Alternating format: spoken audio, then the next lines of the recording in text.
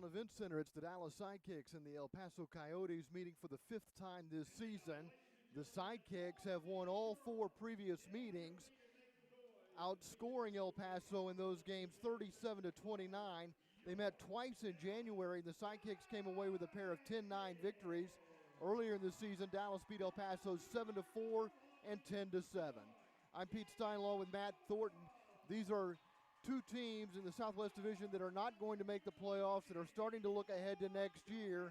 The Sidekicks would really like to win this game and get their record at home back to 500. Yeah, indeed they would, and Cameron Brown told us that last week. You know, he'd really like to be at 500 when they finish out the season. And, you know, your 2 teams, you're fighting for pride at this point, Pete. I mean, that's really what they have to play for. You want to see folks not get injured. You want to see start to develop some of the players of the future. As you mentioned, we did get some sound bites from Simone Bozes on that, so maybe we'll get to those later on in the broadcast. But I think at this point you look ahead to the future. But it's, you know, this has been fun. These 2 matchups are great. They've been decided by 1 goals in the last 2 games, 1 overtime Vic Moore-Leagueway goal. So this has been a fun matchup all season long. Dallas comes in with a record of 8-13, and it looked like Dallas was really starting to make progress. But last week, kind of a disappointing performance against a San Diego team that can make teams look bad. They beat the Sidekicks 13-3. Dallas anxious to get back out on the field today and show that they're better than what they showed against San Diego a week ago. Yeah, the scheduling gods have not been kind to the Sidekicks here at the latter part of the schedule with Monterey twice, and then you got San Diego and then the up-and-coming Barracudas as well, sandwiched between those 2. I think the Landon Donovan enigma that is indoor soccer for Landon is he pulled a lot of the defense over to him, allowing Craig Childs to get his hat trick. That 10 years, a decade-long experience for Childs, boy, it really paid off, and what an impressive game he had. Yeah, they had 13 goals against Dallas last week. They had 3 players end up with hat tricks, including Childs, right, who is among the league's leading goal scorers. The Sidekicks have the 6th leading goal scorer in Vic Moore-Leagueway, and he's somebody that Landon Donovan had praise for before the game last week. Yeah, he did, absolutely. Landon mentioned him, and, you know, if you're not paying attention to Vic Moore, I think he's got 7 goals against these El Paso Coyotes this season. It's time now for the playing of the Star-Spangled Banner as the fans here at the Allen Event Center come to their feet for the singing of our national anthem. Oh, say, can you see by the dawn's early light what so proudly we hailed at the twilight's last gleaming, whose broad stripes and bright stars through the perilous fight o'er the ramparts we watched were so gallantly streaming, and the rockets red glare, the bombs bursting in air gave proof through the night that our flag was still there. Oh, say, does that star-spangled banner yet wave o'er the land of the free and the home of the brave? Fans, let's hear it. The singing of our national anthem here at the Allen Event Center prior to kickoff between the Dallas Sidekicks and the El Paso Coyotes. The Sidekicks come in with an 8-13 record overall. They are 4-5 here at home. El Paso still looking for their first road win of the season. They are 0-11 away from home, 3-8 on their home turf. They're 3-19 overall. Waiting for the teams to take the field here this afternoon. The Sidekicks will be in the familiar green and white, and El Paso wearing a white kit on black shorts as we get ready for the start of this afternoon's game. Matt, let's get a look at the keys to the game. Yes, in fact, the keys to the game for the Sidekicks, these last two games between these teams have been decided, as I mentioned, one goal in the early January. The Kicks needed a Vic Moore Leagueway overtime goal to get that win. The Kicks need to score early and play a complete game, start to finish. In all four games, the Coyotes have gotten off to a hot start and finished strong. For the Coyotes, Pete, Dallas forward Vic Moore Leagueway has 7 goals. Am I beating a record? Am I sounding like a broken record here in 4 meetings against the Coyotes? So El Paso has got to put a body on Vic and force somebody else on the Dallas Sidekicks to score.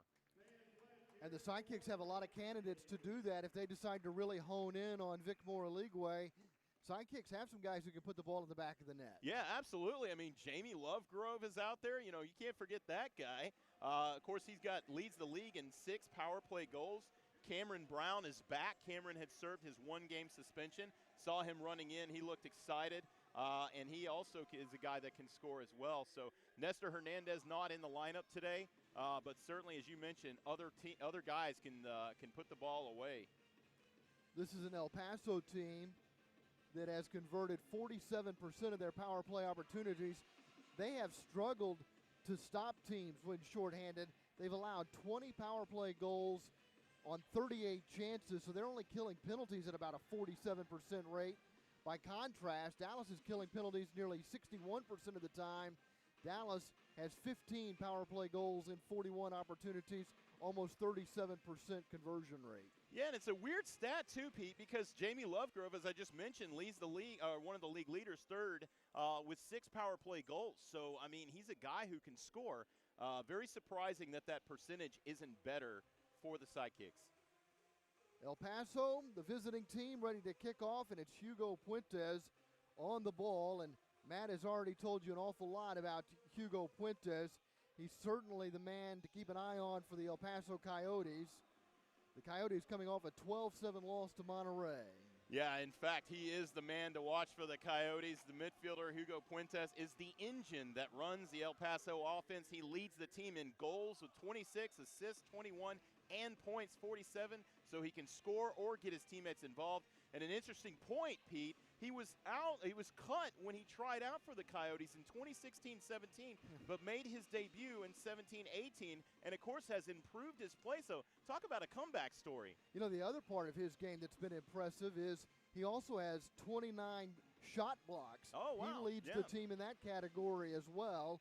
He scored 4 power play goals, but they'd like to keep him out of the penalty box. He has spent 16 minutes in the penalty box this season. That's the second highest penalty total for this El Paso team. Eduardo Cisneros has 18 penalty minutes. And we've got a little delay here before the start of the game. And I'm not exactly sure what we're waiting on here.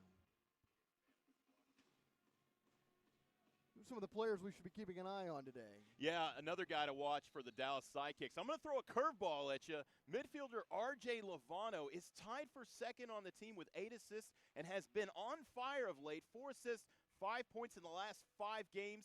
He's been with the Sidekicks since the team's return in 2012, playing 32 games. He has the ability to score or distribute, Pete. Somebody I've really liked, and his game has impressed me of late. Yeah, and he has shown some great flashes when he's out on the pitch.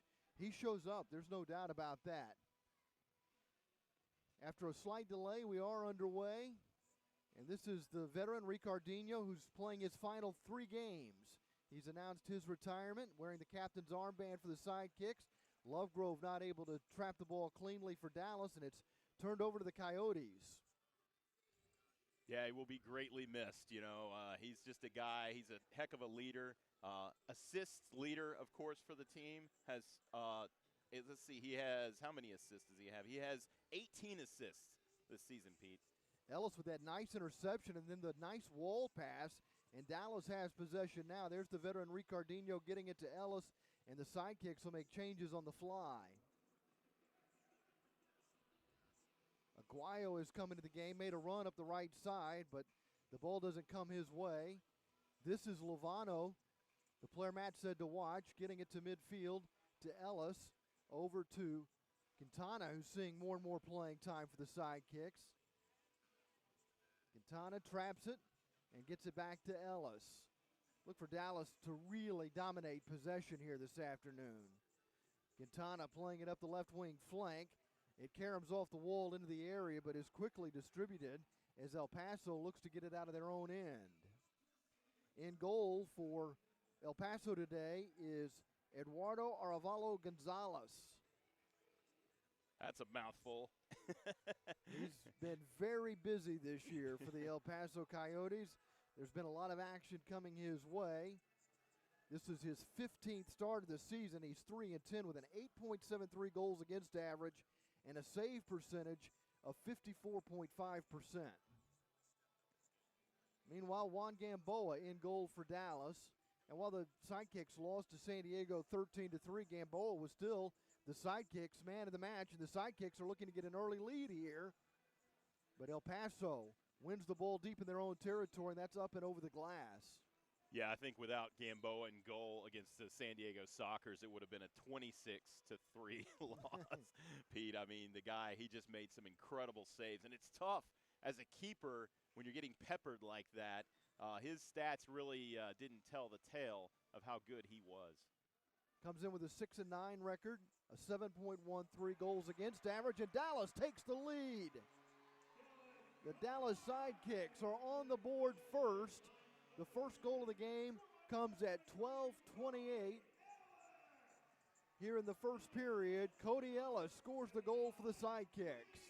Yeah, and this was a really nice set play. Ricardinho just simply passes to his left, and Cody, with that big cannon leg, just powers it past the goalkeeper. One of those kind of head scratchers, because you know the scoring prowess he has as a shot guy, and man, he just made that look super easy. Sidekicks up. Ellis with his 9th goal of the season for Dallas.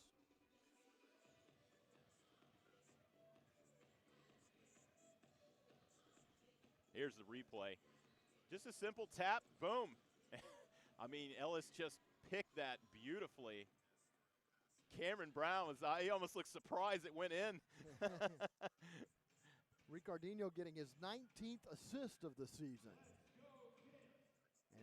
And the Sidekicks are looking for more as Lovegrove sends it into the area.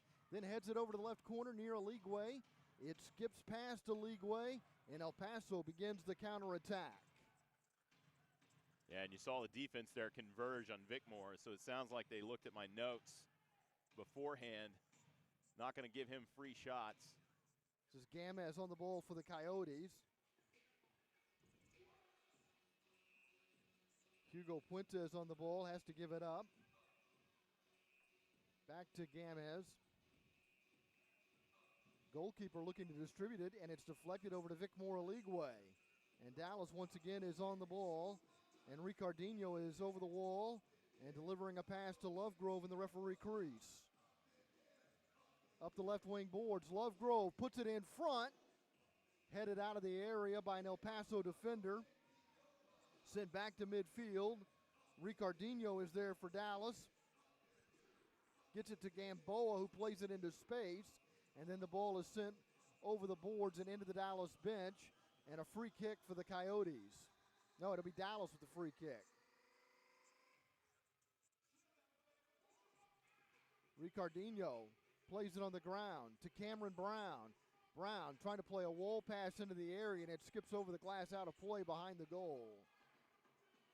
Yeah, Cameron there, I saw him beginning of the game. He's really fired up, excited. Didn't look like a dad who has a week-old plus weekday-old baby. It looks like he was getting some sleep, so good job, Torrey, letting dad get some sleep. Ricardinho gets it to Aguayo. Gamboa pushes it forward, looks for a target. Too much weight on that pass intended for Cameron Brown. I'd like to see Camo take that and turn instead of trying to flick it on to Quintana. Just take it, turn, and pull a Vic Moore Leagueway turn and shot. Might have had a chance at a goal. Palacios at his own line, gets it back to Arevalo Gonzalez. Intercepted at midway by Ellis. Ellis forced to the right side. Back to Quintana, to Aguayo. Aligwe comes on for Cameron Brown. Ricardinho goes to the bench, and Luvano is on, receiving a pass from Quintana in the center circle. Gets it to Aligwe. Tried to nutmeg his defender, Smith, and it's taken away by El Paso. A little too cute there, but I liked what he was trying to do. Just over 9.5 minutes to play in the first quarter. Luvano moves in, plays one off the wall in the middle of the area. Kept away from Aligwe. El Paso trying to get out of their own end to Puentes.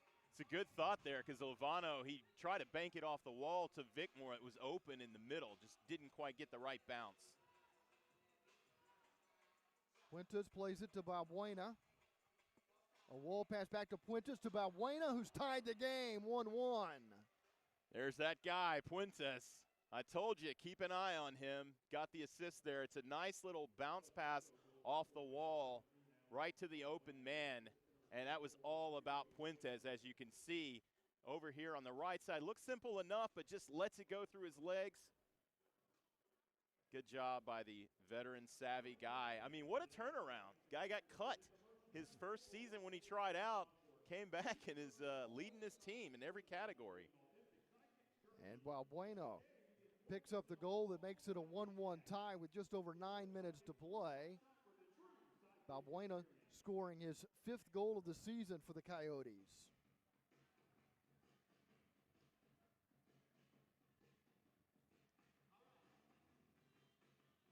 I don't think this is what the Sidekicks wanted, Pete. Again, we're looking at a back-and-forth game. Remember, we want to get a little bit of a lead and a cushion, and then just sit back on them with that defensive style, that possession style that Simone Bozas loves so much.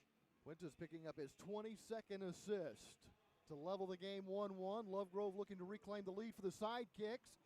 Has a shot blocked. Yeah, great defense there by the Coyotes. He's got it right in front of it. He timed it perfectly. Really nice block. Lovegrove making a run into the area. Plays the ball off the wall. Balbuena has it for El Paso.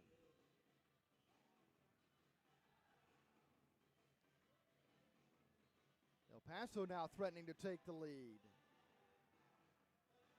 Gamez not able to make the connection. It goes through to Smith. And Smith gets it to Casera. Or pardon me, that's Moreno. Moreno on the ball now. And Moreno goes to the bench. El Paso makes changes. Puentes is back on. Puentes approaching the Dallas line, marked by Mike Jones. Plays it back to Smith. Smith fires from distance, and it's parried away by Juan Gamboa and then sent over the glass as the shot comes off the right boot of Arturo Vega. Well, you just saw, again, the vision there from Puentes. Found a man and got a shot on goal. At some point, I think Simone Bozas, he's got to put a guy on Puentes. Just whenever he's in, stick to him like white on rice, I guess. Is that? 7:19 to play in the first period. There's a timeout on the field. It's the Dallas Sidekicks 1, the El Paso Coyotes 1. Join the Dallas Sidekicks professional indoor soccer team on Saturday, April 6th, when they take on the Tacoma Stars at 7 p.m. at the Allen Event Center. The Sidekicks are retiring legendary Sidekicks player and coach Nick Stavros' jersey. There'll be autographs before the game with some of the Sidekicks' greatest players. The Sidekicks are also offering a family 4-pack, which includes 4 tickets, 4 hot dogs, and 4 drinks for only $60. Tickets starting at $10. For tickets, call 469-393-0160 or visit DallasSidekicks.com/tickets. We will see you Saturday at the Allen Event Center. Go Kicks! Before kickoff today, Matt Thornton got a chance to visit with Dallas Sidekicks head coach Simone Bozas and talk about today's game.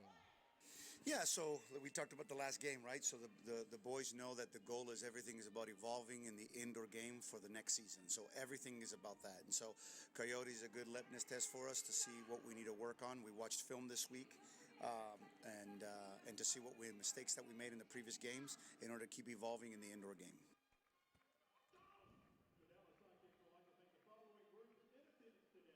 Sidekicks off to a good start. Scored the first goal to take a 1-0 lead.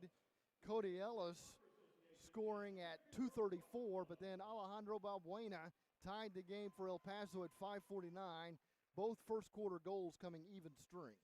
Yeah, and you look at it and you say, well, they had a chance, a little bit of momentum, and they just let the guy, Hugo Puentes, fly through there and got a nice little nutmeg on himself and pushed that ball through to the open man. They've got to really keep an eye on Puentes. I mean, I know I'm a little bit stating the obvious, but if they're going to stop this team, he's the guy who really steps up. Make somebody else score. Both teams have 2 shots on goal with 7:05 to play in the first quarter. Dallas gets it back to Juan Gamboa, the keeper. Finds Quintana open on the left side. Across his own line, plays it square to Ellis. Ricardinho with a nice one-touch pass into space, into the path of Ellis, who gets it to Quintana. Dallas across halfway now. Back to Ricardinho. Tough miss there. He had Cameron Brown wide open. He saw him, too. Here's Brown splitting 2 defenders. Shoots on goal, but it's an easy save routinely made by Arevalo Gonzalez. Yeah, boy, it was, but, man, he got all of that ball. That was a hard shot. I think Cameron's going to be a little fired up today, Pete. That's good for the Sidekicks. Brown wasn't able to play in the game against San Diego, suspended due to penalty accumulation, so he should have fresh legs out there. But as you say, he's a new father, so there may not be a lot of sleep. Exactly. Puentes again, weaving through traffic, setting up another shot, but Gamboa makes the save. Woof, man, and you see, again, Puentes across the face of the goal, drew the defense, pushed it over to his man on the left who got a nice shot off. Again, Puentes, you can just see how good he is on the ball. Very sharp, very good passes, too. It was Vega who got that shot from the left wing and has it now. Shot comes from straight away wide left, but it caroms out to Segura, and Aligwe makes a breakaway run up the left side. No foul called. Official says play on. Wow. Huh. Moreno loses it along the wall to Aligwe. He fires looking for the upper 90. Just went over the crossbar and caromed out to Vega of El Paso. Big Moore is so fast with his shot. Aligwe is going to get called for a foul here, deep in his own territory. Yeah, I see on that one, he got the ball again. I see, the previous one, you can see here, he gets the ball, and, he missed the ball. He overstepped the ball. Talk to Vic Moore a little bit about his fouls before the game, too, Pete, and I think we have a sound clip there coming up. Vic Moore not only among the league leaders in goals, but also among the league leaders in fouls.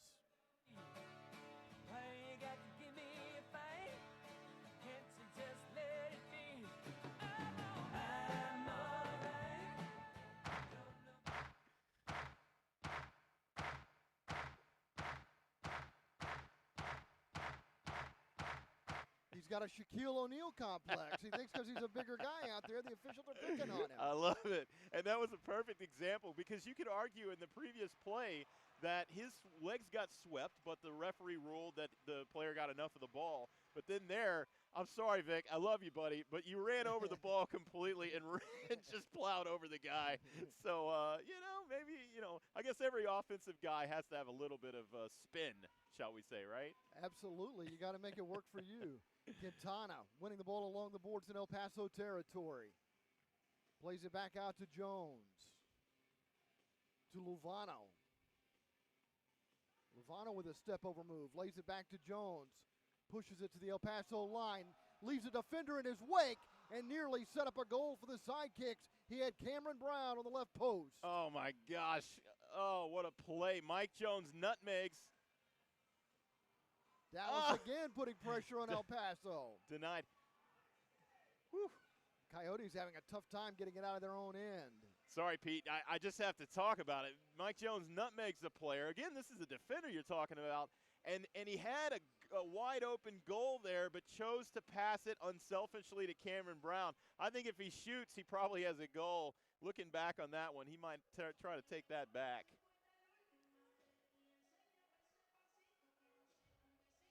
Should mention that Nestor Hernandez is not in the lineup today. Dallas missing a little bit of firepower. Ricardinho with a corner kick, setting up Lovegrove, but the shot is blocked. Ricardinho trying to win it along the wall.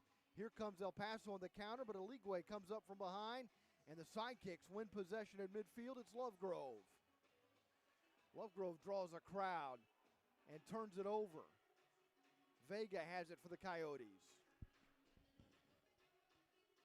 Yeah, you mentioned no Nestor. There's also the Coyotes only dressed 12 men today, Pete. Yeah, they're allowed to dress, 15? Yeah, I believe. yeah. So see if they are fatigue, shorthanded. Yes, sir. See if fatigue plays a role here in this game towards the end. Coming off a loss to Monterey. They've lost 13 straight. They have an overtime loss. They last won in late January when they beat Turlock. They have since lost twice to Turlock. Ellis slowing things down, walking the ball across his own line, then playing it square to Arthur Evo. Evo sends it up the left side boards, looking for Cameron Brown. Back to Evo. Quintana makes the overlapping run. It goes to Brown, has it on his left foot, tries a back heel pass to the top of the arc, intercepted. Ellis wins it back at midfield. Ellis pushes forward, fires, and just missed. It rises just over the crossbar, but stays with the Sidekick. Such a heavy shot, Pete. Gosh, he's so impressive. When he gets all the ball, I mean, it's coming at you with some velocity. Ellis lays it back. Evo moves up the middle, veers left, fires wide of the goal, has a man there, but it's whiffed on. Here's Eligwe, keeping it low, and it's blocked. El Paso spending a lot of time in their own territory. They get it out to Moreno, trying to win a 50-50 ball. But the Sidekicks have possession, and Evo sends it back to Gamboa. Ellis will stay on as the Sidekicks make substitutions. Eligwe open on the right wing.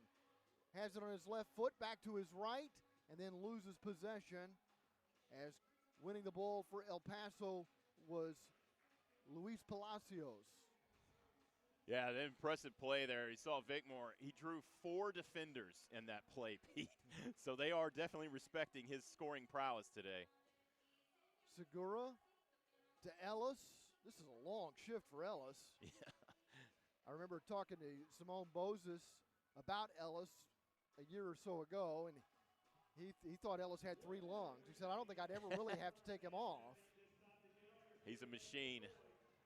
Call him the Hulk.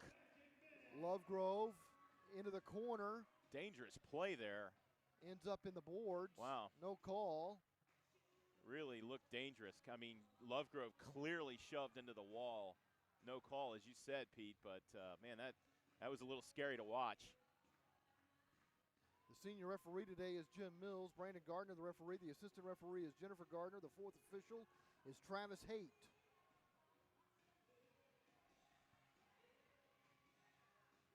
Palacios lays it back. El Paso approaches the Dallas line. Mike Jones is there for Dallas, and now Cameron Brown trying to win the ball away from Puentes. He does. And Brown gets it in the direction of Lovegrove, and Brown is taken down and shaken up in midfield, and now we've got some pushing and shoving. Jones is in the mix for Dallas. Yeah, that's Jones does not like what just happened there because his man was down. The other player, I don't know what the intent was from the other player, but the ball was well gone, Pete. I hope we see a replay because I'm pretty sure Cameron had passed that ball off, was sliding on the ground, and then came the contact. Here's the replay. Cameron from the ground, so here we go. And that ball is gone, and a clear kick into his knee and the face. I did not see the kick to the face. That is absolutely ridiculous. Blue card. The player should be gone. No question about it. Jim Mills is showing a blue card, and that was dangerous play by any definition. And there's a yellow as well. It's just no excuse for that. The player was down on the ground, and he swung through, not only hitting his knee, but also his face. The question is, with Cameron Brown, he's had knee troubles throughout his career, so we're hoping that he's okay. He looks like he's getting up, and that's actually a really good sign. So Jones is going to the penalty box for Dallas. That may be the yellow card. Yeah, that wouldn't surprise me. And, I mean, Mike Jones, you got to, as a defender, you got to go. And that's one of those situations where, you know, you got to defend one of your top scorers. You just can't let that kind of stuff happen. Dallas should have the power play here with the blue card shown to Cisneros.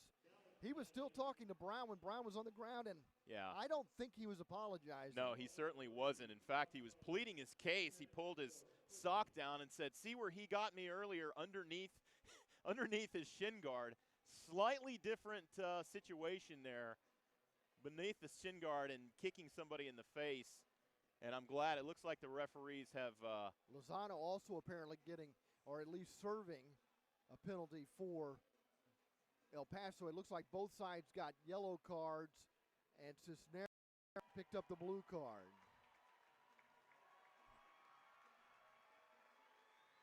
So it looks like it's going to be 4v4 here, or actually, excuse me. Well, yeah, 4v4. Sorry, I didn't see Jamie Lovegrove at the upper left-hand corner of the field. No, it's not. Sorry, it's not going to be a 4v4 since it's a yellow card. So the Sidekicks will be on the power play, I believe, Pete. Keep me straight here. Yeah, we just got it figured out here. Cisneros got a blue card. Jones got a blue card. And Cisneros picked up the major penalty, the yellow card. So that's 5 minutes.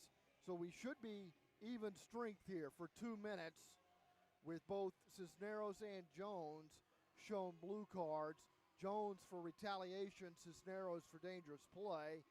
And then Cisneros for ungentlemanly conduct picks up a yellow. So I know he's saying even strength, but the Coyotes only have 4 players on the field right now. Or excuse me, 5 versus the Sidekicks 6. No, I think we're 4v4 here. 1, 2, 3, 4. You're right. Yeah, Sorry, 4v4 here at the end of the first period, and we'll pick up the power play when the second period begins here at the Allen Events Center. Fireworks going off early. It's the Sidekicks won and the Coyotes won.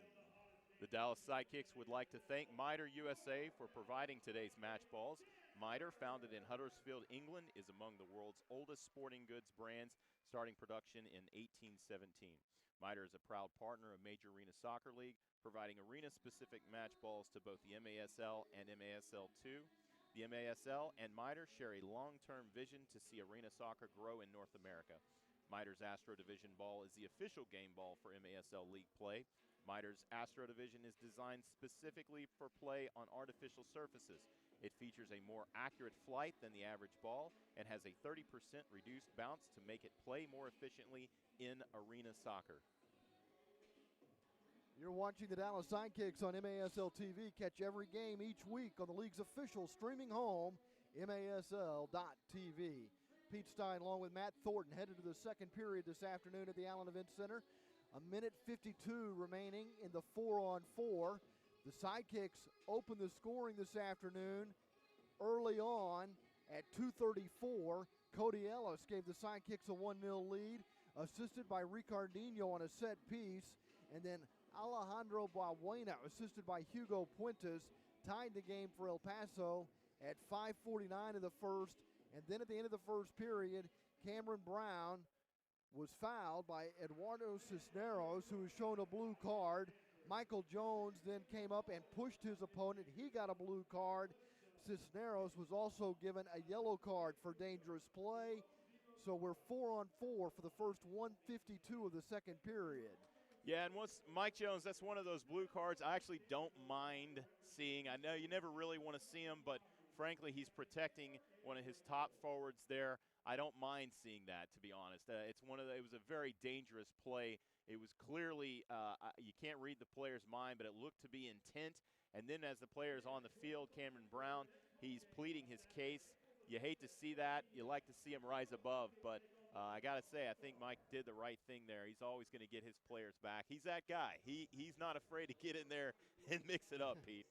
You see Cameron Brown had an opportunity to break the tie, but so did Vega. Gamboa making the save on that end for the Sidekicks.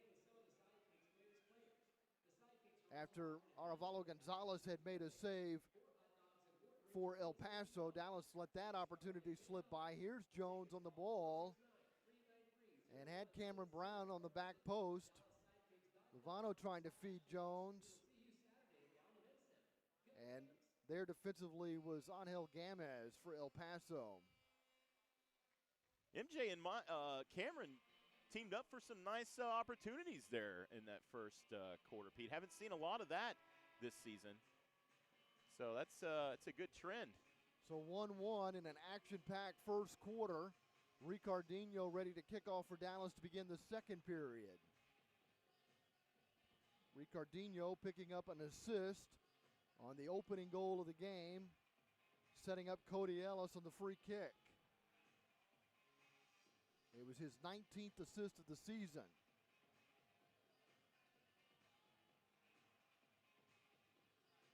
So a question for you. In that situation, is that enough dissent to have had Cisneros thrown off? I mean, he was very animated and adamant with the referee at the end of that. I mean, we saw Cody Ellis get kicked out of a game for less than that, right? I wasn't going to say it, but I'm glad you did because that's what I was thinking. A little bit, you got to kind of scratch your head a little bit on that one. Dallas with possession, and they enjoyed most of the possession in the first quarter. Aligwe holding the ball near the El Paso line, lays it back for Ellis. Back to Aligwe at the top of the arc.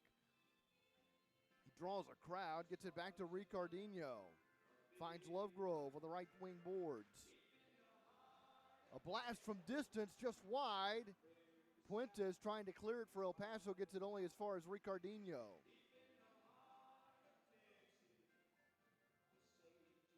A Sunday fun day here at the Allen Event Center. Sorry, Pete. Yeah, and you see them, Sidekicks setting up their offense at the halfway mark. I don't like that. You know, you've got clear goal scorers, Jamie Lovegrove, Vicmore Aligwe on this team. Set it up. There you go. That's where you need to set it up at. Lovegrove got pushed down by Vega, was looking for a foul, but no call forthcoming, and the ball gets poked away from Aligwe by Smith to Puentes, and then Aligwe comes up from behind, and Aligwe is certainly going to be called for a foul here. There's no card forthcoming, though. Yeah, I thought that was a foul for sure. It just faked, Puentes faked him out. It looked like he was going to cut right. And if you can see on the replay, I didn't show it all, but Vicmore thought he was cutting right. I don't think there was any ill intent on that one. Puentes appears to be okay. El Paso gets the free kick. It's back to Arevalo Gonzalez, the keeper. El Paso has not spent much time in the attacking third here this afternoon, but we're in a 1-1 tie. Vega lays it back to Smith. Yeah, Pete, you mentioned at the top of the game a negative 74 goal differential for El Paso, so scoring is not something that they do a lot of. Yeah, their goalkeeper has a goals against average of more than 8 coming into this game today. Look out, this could be an opportunity for the Coyotes to take the lead, but Gamboa comes up with a big kick save. Huge save by Juan Gamboa. That was a one-on-one opportunity, and he made himself big, stuck that left foot out. Spider Monkey does it again. My goodness, what a save. He was one-on-one with Jorge Lozano, and Gamboa wins the battle, and we remain tied at 1. Little plays like that you say, man, that's the difference maker that Wando makes on this team. You know, clearly could have easily been a 2-1 game, Pete, but just kept it out. Gamboa, the last line of defense, gets it back to Ricardinho. to Quintana in the center circle. A one-touch pass back to the captain. Quintana has it in the referee crease. Sends it up the right wing boards into the corner for Aguayo. And we're at full strength, but it feels like we're almost still playing 4v4 here. It's an interesting setup the Sidekicks have. Neither team really got any opportunity in the 4v4, did they? No, not once. A lot of off-the-ball runs being made. Good to see Cameron Brown back out there running around. Looks healthy. Goes to the bench now, and Vicmore Aligwe is back on for Dallas. This is Quintana off the wall, diagonally through the area, to the left wing, into the corner, another wall pass to Aguayo, and it's finally covered up by Arevalo Gonzalez, but Dallas putting a lot of pressure on the Coyotes. Another good thought there by RJ. You can see he's trying to play that ball off the end wall and back into the middle where the open man is at.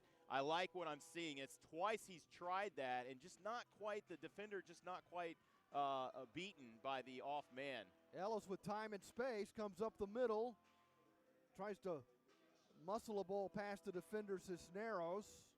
This is Moreno for El Paso, deep in his own corner, marked by Lovano, gets it to the keeper, who sends it straight up the middle to Puentes, and now Puentes has time and space for El Paso. Sidekicks lucky there because there was going to be a one-on-one with Jamie Lovegrove on defense. Slow change by Mike Jones, but he did come on and cut it off.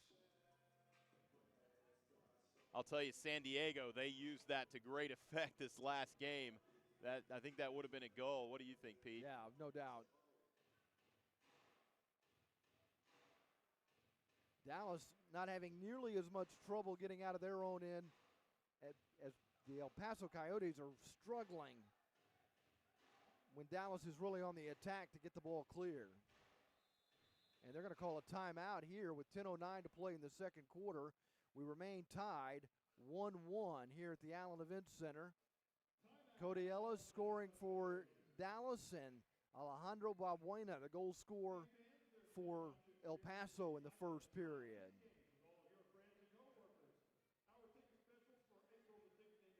Matt talked to Simone Bozes earlier today and talked about the fact that Cameron Brown was going to be back after serving that suspension last week against San Diego.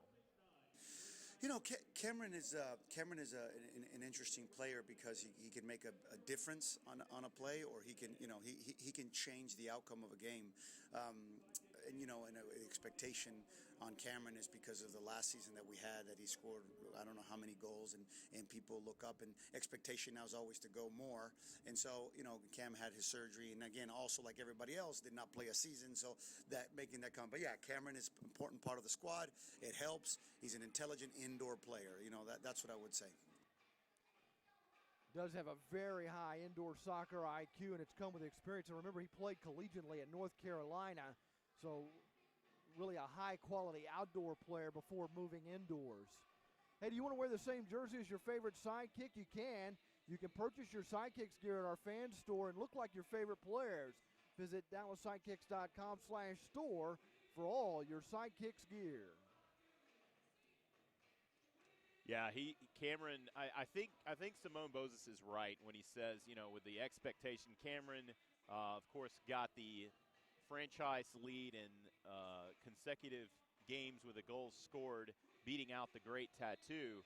And I think you're right. I think the expectations are to just match that ridiculous output, probably the season of his career. And I don't know that it's fair because you've got guys like Vicmore Aligwe, Jamie Lovegrove. I mean, there's only so many touches you can have on the ball, Pete.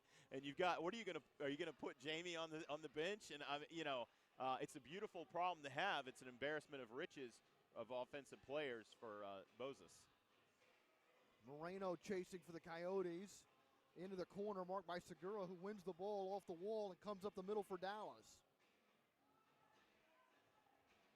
Lovegrove finds Brown in the area, couldn't catch it cleanly, but here's a shot for Evo that goes high over the crossbar, and then Lovegrove heads it back to Ellis as the Sidekicks set up in the attacking third.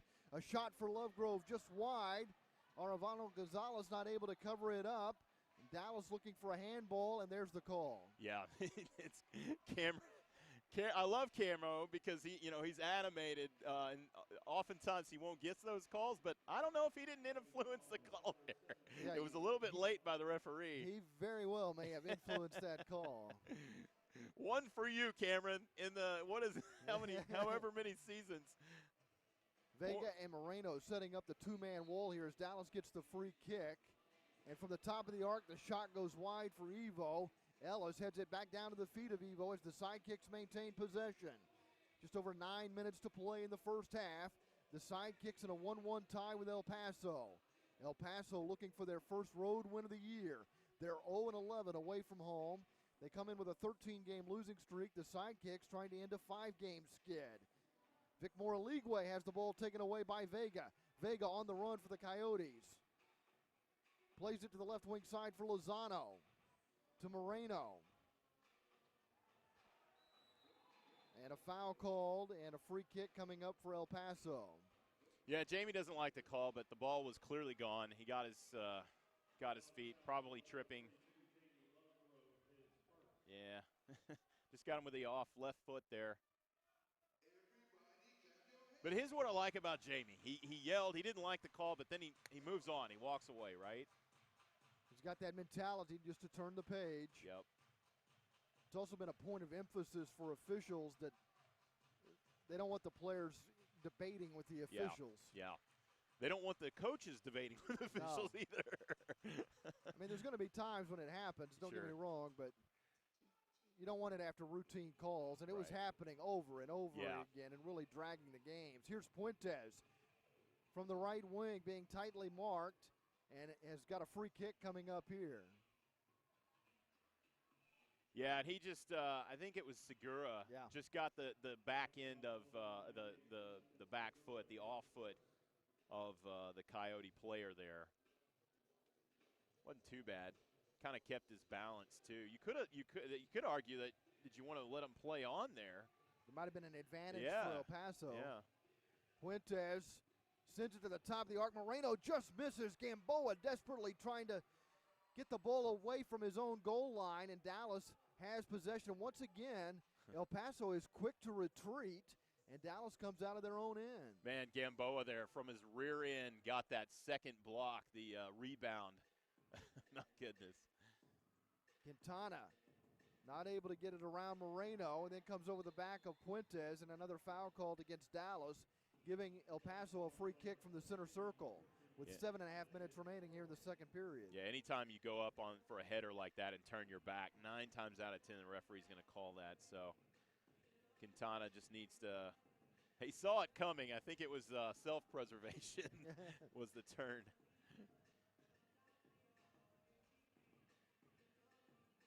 Moreno to Arevalo Gonzalez, the keeper, pushes it over his own line, plays a diagonal ball that's nearly intercepted. It's deflected right to Palacios and then grabbed out of the air by Gamboa. I think that shot was all framed, but Gamboa wasn't going to take any chances. Yeah. Well, Gonzalez has really struggled, the goalkeeper for Coyotes, really struggled with his outlet passes. Here's Lovegrove. Shot block, comes right back to Lovegrove. He'll let Jones reset it for the Sidekicks. There's a push, not called. Brown getting pushed around there by Angel Gamez. Sidekicks maintain possession. El Paso making changes. Yeah, when the defender extends his arms, you kind of expect to see a call, but no call there. Once again, an arm extension. This is the period of the long change, so El Paso had to time that change well, and they did. Less than 6.5 minutes to play. We're in a 1-1 tie. Yeah, the referees are just not calling the arms and pushes. So the Sidekicks just need to adjust. Slap the arms away. Little football maneuver, Pete. Learn from those defensive linemen. Slap those offensive linemen's arms away. Aligwe comes off the left wing boards, fires just wide. Karams to Jones, leaves it for Aligwe. Aligwe with a crossover move, He goes down, got hit in the mouth, no call coming. I'm shocked that wasn't called. I mean, there was definitely some embellishment on the end for a leagueway, but frankly, that was a shoulder shot to the face. Eduardo Arevalo Gonzalez is also shaken up, the goalkeeper for El Paso. He might have got hit across the bridge of the nose. Yeah, I didn't see that. It was off ball. Vicmore is saying, Vicmore has a case there, without a doubt. Talking to the referee. The leagueway making his case. Not winning the. What a shock. Did you see here's a replay. Let's see if we can see the. Oh, he got it with the ball. The shot. The shot came off. Yeah. Yep, you can see him go down right there. Let's see if the replay will continue here. Nope. No. Yeah, a leagueway shot literally caromed off his face. Ouch. Well, he gets credit for the block. Yeah, he does. Yeah. So you want to play goalie in indoor soccer? Right. No. No. Man, a leagueway is still talking to that official. He's got to be careful. I mean, I'm surprised the officials let him go on that long, to be honest with you. Yeah. I mean, he certainly has a case, but he's got to, you got to just plead your case for about 30 seconds and walk away. But yeah, to your point. Well, he must have done it in a respectful manner. Yeah, exactly. It wasn't. He didn't say the naughty word. Yeah, he didn't say the magic word and disappear into the penalty box. I bet Cody could tell him what the magic word is. Yeah, we found out he knows the magic word.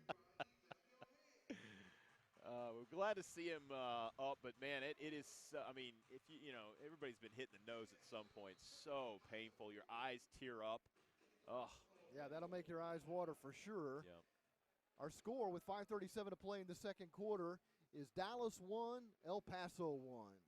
Join the Dallas Sidekicks professional indoor soccer team on Saturday, April 6th, when they take on the Tacoma Stars at 7 p.m. at the Allen Event Center.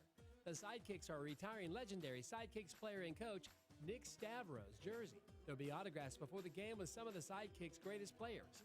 The Sidekicks are also offering a family 4-pack, which includes 4 tickets, 4 hot dogs, and 4 drinks for only $60.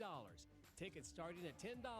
For tickets, call 469-393-0160 or visit DallasSidekicks.com/tickets. We will see you Saturday at the Allen Event Center. Go Kicks! Baltimore has beaten Utica City in a shootout. They win the game 5-4. So next weekend's final game will decide the division there. Both those teams know that they're headed to the postseason.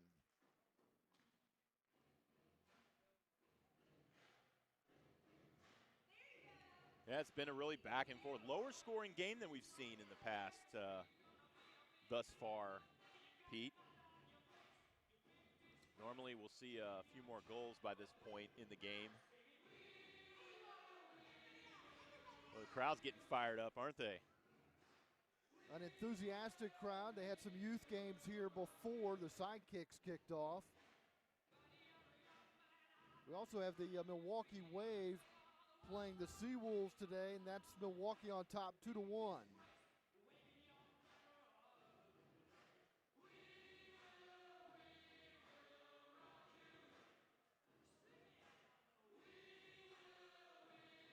We can update that score now. That's a final. It finished 12-2, Milwaukee. Wow. Man, that is Milwaukee and San Diego are 2 dominant teams in this league. They no are. doubt about that. Yeah, that Pacific Division is a beast out there. I mean, even the Tacoma Stars, they're no joke down there. That's one of the quality wins for Dallas this year. They went to Tacoma and came away with an overtime victory. And that may prove to be a very important trip for the future of this team, because Simone Bozes was telling you last week that they really used that trip to bond as a team. Yeah, they went out a couple days early, kind of did some fun stuff as a team, bonding, etc. And, he liked it, and I liked it too. I think we could all see there's a bit of a difference. Battle for possession in the corner. El Paso trying to get it out of their own end. cleared, but only as far as Ellis, and Cody Ellis will play that back to Gamboa. 5 minutes to play in the second period. Yeah, and the referees are absolutely not calling any extension of the arm, push, shove, whatever you want to call it. They're not calling those. So the Sidekicks really need to adjust. Just be aware of that and play through it. Gamboa used his head to keep it away from Vega, and Dallas has possession, still in their defensive third. El Paso not really putting any high pressure on Dallas. Not at all. They're quick to back up. Sorry, Pete. Yeah, not at all. They're really just completely content with them bringing the ball down. I don't know. I don't know if they're trying to save their legs or what. It could be. You mentioned they only have 12 players. Aligwe with the back heel pass sets up the Aguayo goal.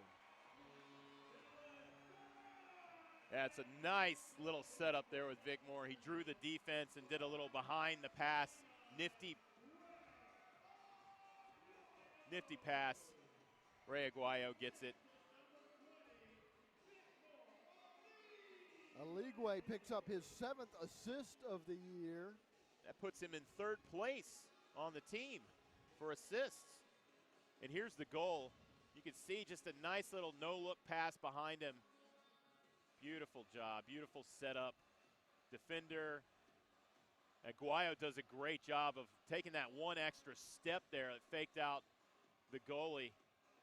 Aguayo with his 5th goal of the season has given Dallas a 2-1 lead with just over 4 minutes to play here in the second period. Sidekicks have their 2nd lead of the game. El Paso once again looking for the equalizer. Puentes gets a shot on goal. Gamboa saves it, and here comes Jones out of the back like lightning. Gets it to Evo in the corner. Evo with a left-footed blast, it's blocked. Stays with Evo in the Sidekicks. Blocking the shot for El Paso was Oscar Ramirez.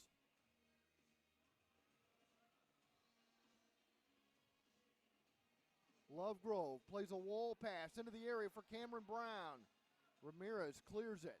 Gets it ahead to Puentes. Puentes is bumped off the ball by Segura, and Dallas keeps possession in the attacking third. Yeah, referee's not falling for that Puentes dive on that one. Jones with a blast, just high. Lovegrove keeps it in play with a header to Evo. Jones back to Evo. We near the 3-minute mark of the second period.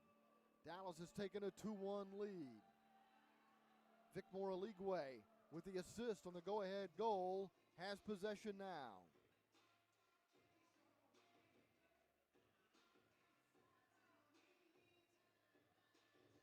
Arter Evo trying to find Aligwe. It's poked away.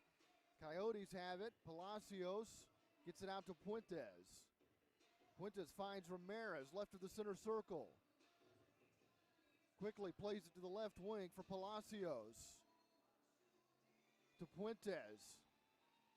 Palacios knocks it down with the left boot, puts it in front, but it gets scooped up by Gamboa. Great job defensively by Mike Jones there on the switch. Did not fall for that switch at all. A lot of lesser defenders would have, but he stayed with the man with the ball. Did a nice job closing it out. Jones gets it back to Gamboa. Quintana has it for Dallas.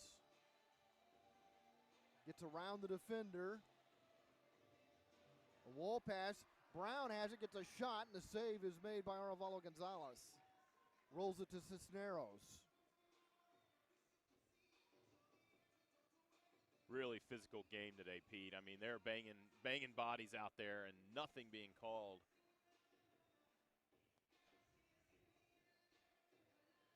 I would think that the guys would like the way this game's being officiated, though. They're letting them play. I was going to say, I mean, to me, as an indoor player, I'm excited about that. You know, that just bang away, man. Just let's see that Mike Jones linebacker take over. And you see guys like the Marino for Coyotes. I think he's probably in there for his physical prowess, wouldn't you say? I would think so. He can push his weight around a little bit. Here's Quintana. Dallas has not backed away from these teams that want to play physical. No, they in fact love that. You heard Vic Moore leads the league in fouls, and Cameron Brown leads in penalty minutes. Quintana shielded from the ball, but there is a foul called as he was being held. Balbuena gets called for the foul. Oh, no, they called that on Quintana. Pardon me. Well. Yeah, well, yeah, I think, yeah. Could have called it either way. I agree, Pete, yeah. He kind of grabbed onto the player and held on to him. Aligwe goes down, gets back up, and there's an easy goal for Ricardinho. It's a wide open net, and Ricardinho gives Dallas a 3-1 lead. Beautiful play by Ricardinho. That's all him. He just goes up, feeds it to Vicmore. Vicmore spun and does his thing. Defender expected the shot, but he simply passed it off, and you can see the replay here. Nice, yeah. And it didn't show the run up. Ricardinho actually made a really nice run up that sprung Vicmore, got him the ball there. Aligwe was celebrating before Ricardinho ever put that ball in the back of the net. Probably the easiest goal of Ricardinho's illustrious career. And guess what? With that assist now, Vicmore Aligwe is tied for second on the team in assists. And he's got 35 points as Ricardinho scores his 4th goal of the season. It's a role reversal on the play, Pete. Ricardinho also with an assist on the first goal of the game today. So he's up to 23 points this season with 19 assists. And the Sidekicks have a 2-goal lead in the waning moments of the second quarter. El Paso deep in their own end, trying to get it cleared. Can't get past Cody Ellis. Ellis puts it in front with a wall pass in the area, and that will get cleared. Gamboa plays it off his chest, runs out. The Sidekicks will go to the locker room leading 3-1. That ball just narrowly out of the reach of R.J. Lovano with that pass. Cameron Brown. And the Sidekicks, again, need to be careful here. They're pleading their case as they run off. They're looking for a 3-line pass to be called here. Exactly. Yep. And I don't disagree with them on it. But right again, now, you've got a 3-1 lead. Go ahead, Pete. Sorry. I'm just not sure. I'm kind of with you, I think, Matt. Yeah. I don't think it's worth protesting. It's not. Definitely not. Just keep walking, guys. At this point, all you're doing is just stoking the anger and the ire of the referees. Not a place that you want to be in. Yeah, don't poke the bear. Yeah. So the Dallas Sidekicks looking for a 5th straight win over El Paso. They've won the first 4 meetings, including a pair of 1-goal victories in January. They won both of those games 10-9. They're being outshot by El Paso 6-5, but lead 3-1 as we've reached halftime at the Allen Event Center. Join the Dallas Sidekicks professional indoor soccer team on Saturday, April 6th, when they take on the Tacoma Stars at 7 p.m. at the Allen Event Center. The Sidekicks are retiring legendary Sidekicks player and coach Nick Stavros' jersey. There'll be autographs before the game with some of the Sidekicks' greatest players. The Sidekicks are also offering a family 4-pack, which includes 4 tickets, 4 hot dogs, and 4 drinks for only $60. Tickets starting at $10. For tickets, call 469-393-0160 or visit DallasSidekicks.com/tickets. We will see you Saturday at the Allen Event Center. Go Kicks! Winding our way down toward the end of the season, the Sidekicks with a 4-game homestand to conclude the campaign. They lost last week to San Diego 13-3, but lead El Paso at halftime today 3-1, looking to improve their home record to 500. At the end of the season, the MASL will award the player that finishes with the most star points. And right now that's Frank Tayo of Monterey, who has 310 star points. He's been awarded the first star 9 times, the second star once, and the third star twice for Monterey. Ian Bennett is second with 290 star points. He's followed by Craig Childs, who got a hat trick here for San Diego a week ago. He's been a number 1 star 6 times. Twice he's been a second star and once the third star. Ricardo Carvalho of Harrisburg and Leo Gibson of Kansas City each have 220 star points. Brandon Escato of San Diego and Yuba Parapovich of Utica each have 180 star points. But Frank Tayo right now is the man to catch. Nobody has been given the first star more than Tayo. He's won it 9 times, and of course, he's been a thorn in the side of the Sidekicks in their meetings this year. The Monterey Star has been the league's leading goal scorer throughout much of this season. As we take a look at the standings coming into today, Utica and Baltimore near the top of the Eastern Division have both clinched a playoff spot, but who will have home field advantage, that will be determined next week. Baltimore won today in their head-to-head, 5-4, winning a shootout 2-1. So the final games will decide the division in the East, but Utica and Baltimore already know that they're in the postseason. Milwaukee and Kansas City know that in the South Central, the Wave have won the division. They won again today, by the way. They've got like a goal differential of plus 96 after a 12-2 victory. That was their 8th straight win. They're now 21-3. Kansas City is 13-10, but St. Louis, Orlando, and Florida chasing the Comets in the South Central Division. In the Southwest, it's Monterey and Rio Grande Valley atop.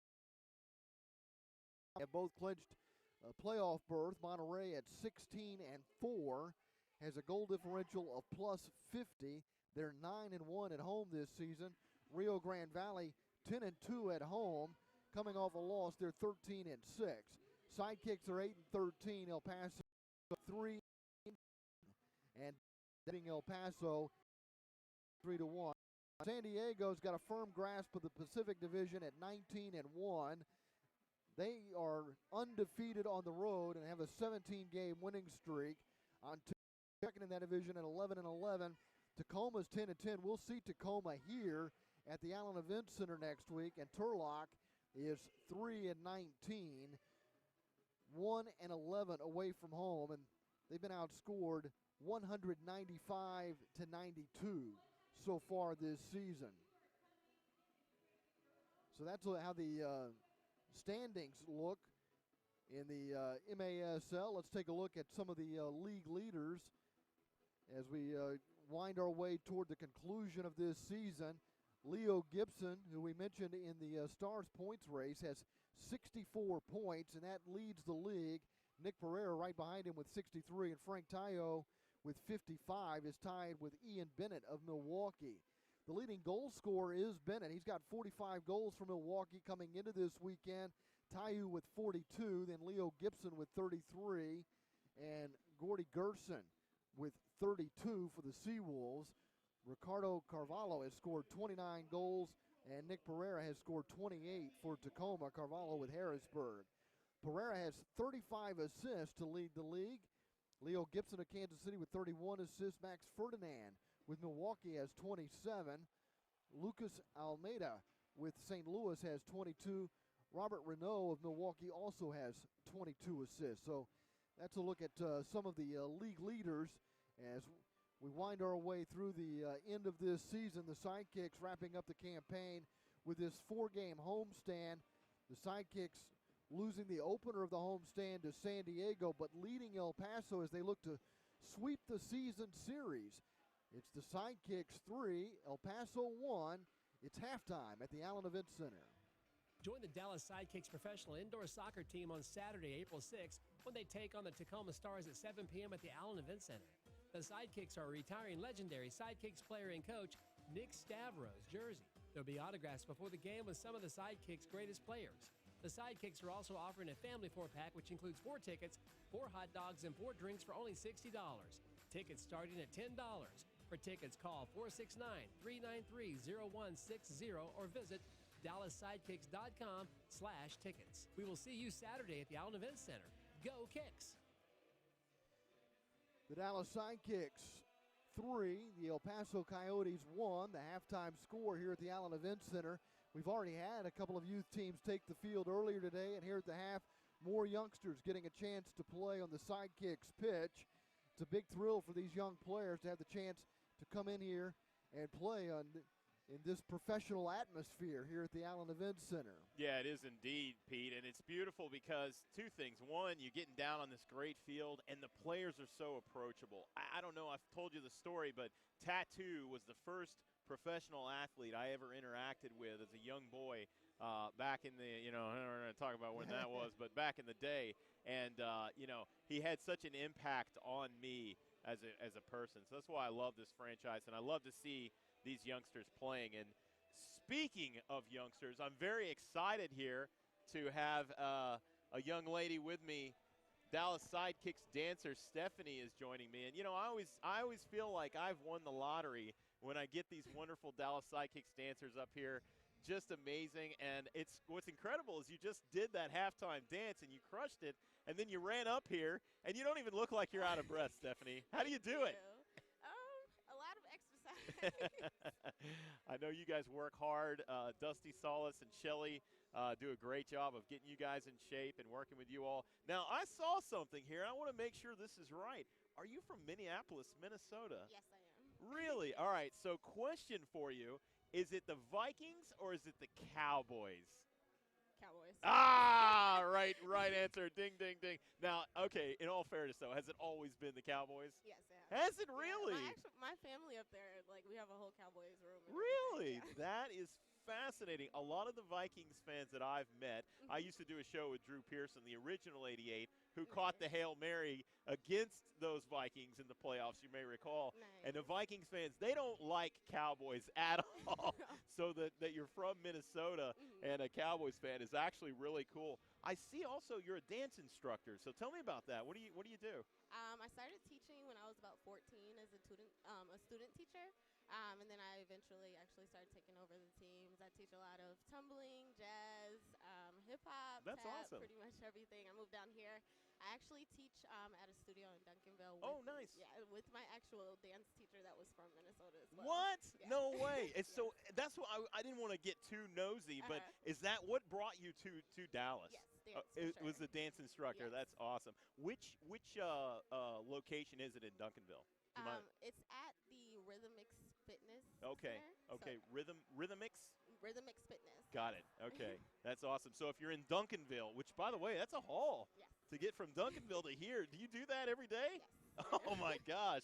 Man, well, you are dedicated. So there you go. If you want to go out and get some dance instructions from Stephanie at Rhythm Mix, go for it. I noticed also you're a dog mom, Yes, rescue dog. Yes. Talk love about, him. I didn't catch the name of the doggy. His name is Sire. So Sire. we wanted something that was more like Prince. Oh, or something. nice. So it's like Prince Sire is his name. I rescued him when he was about 8 weeks old from the Dallas Animal Shelter, and he's just my little bundle of joy. Oh, that's awesome. And what mix is he? Is he He's a poodle and a Shih Tzu mix, so Okay. he's about 10 pounds. That's awesome. Lots of energy. And is he just a diva dog? I have a little toy Maltese that is just a complete diva. This dog. Oh, yes, He wants his definitely. food chopped up.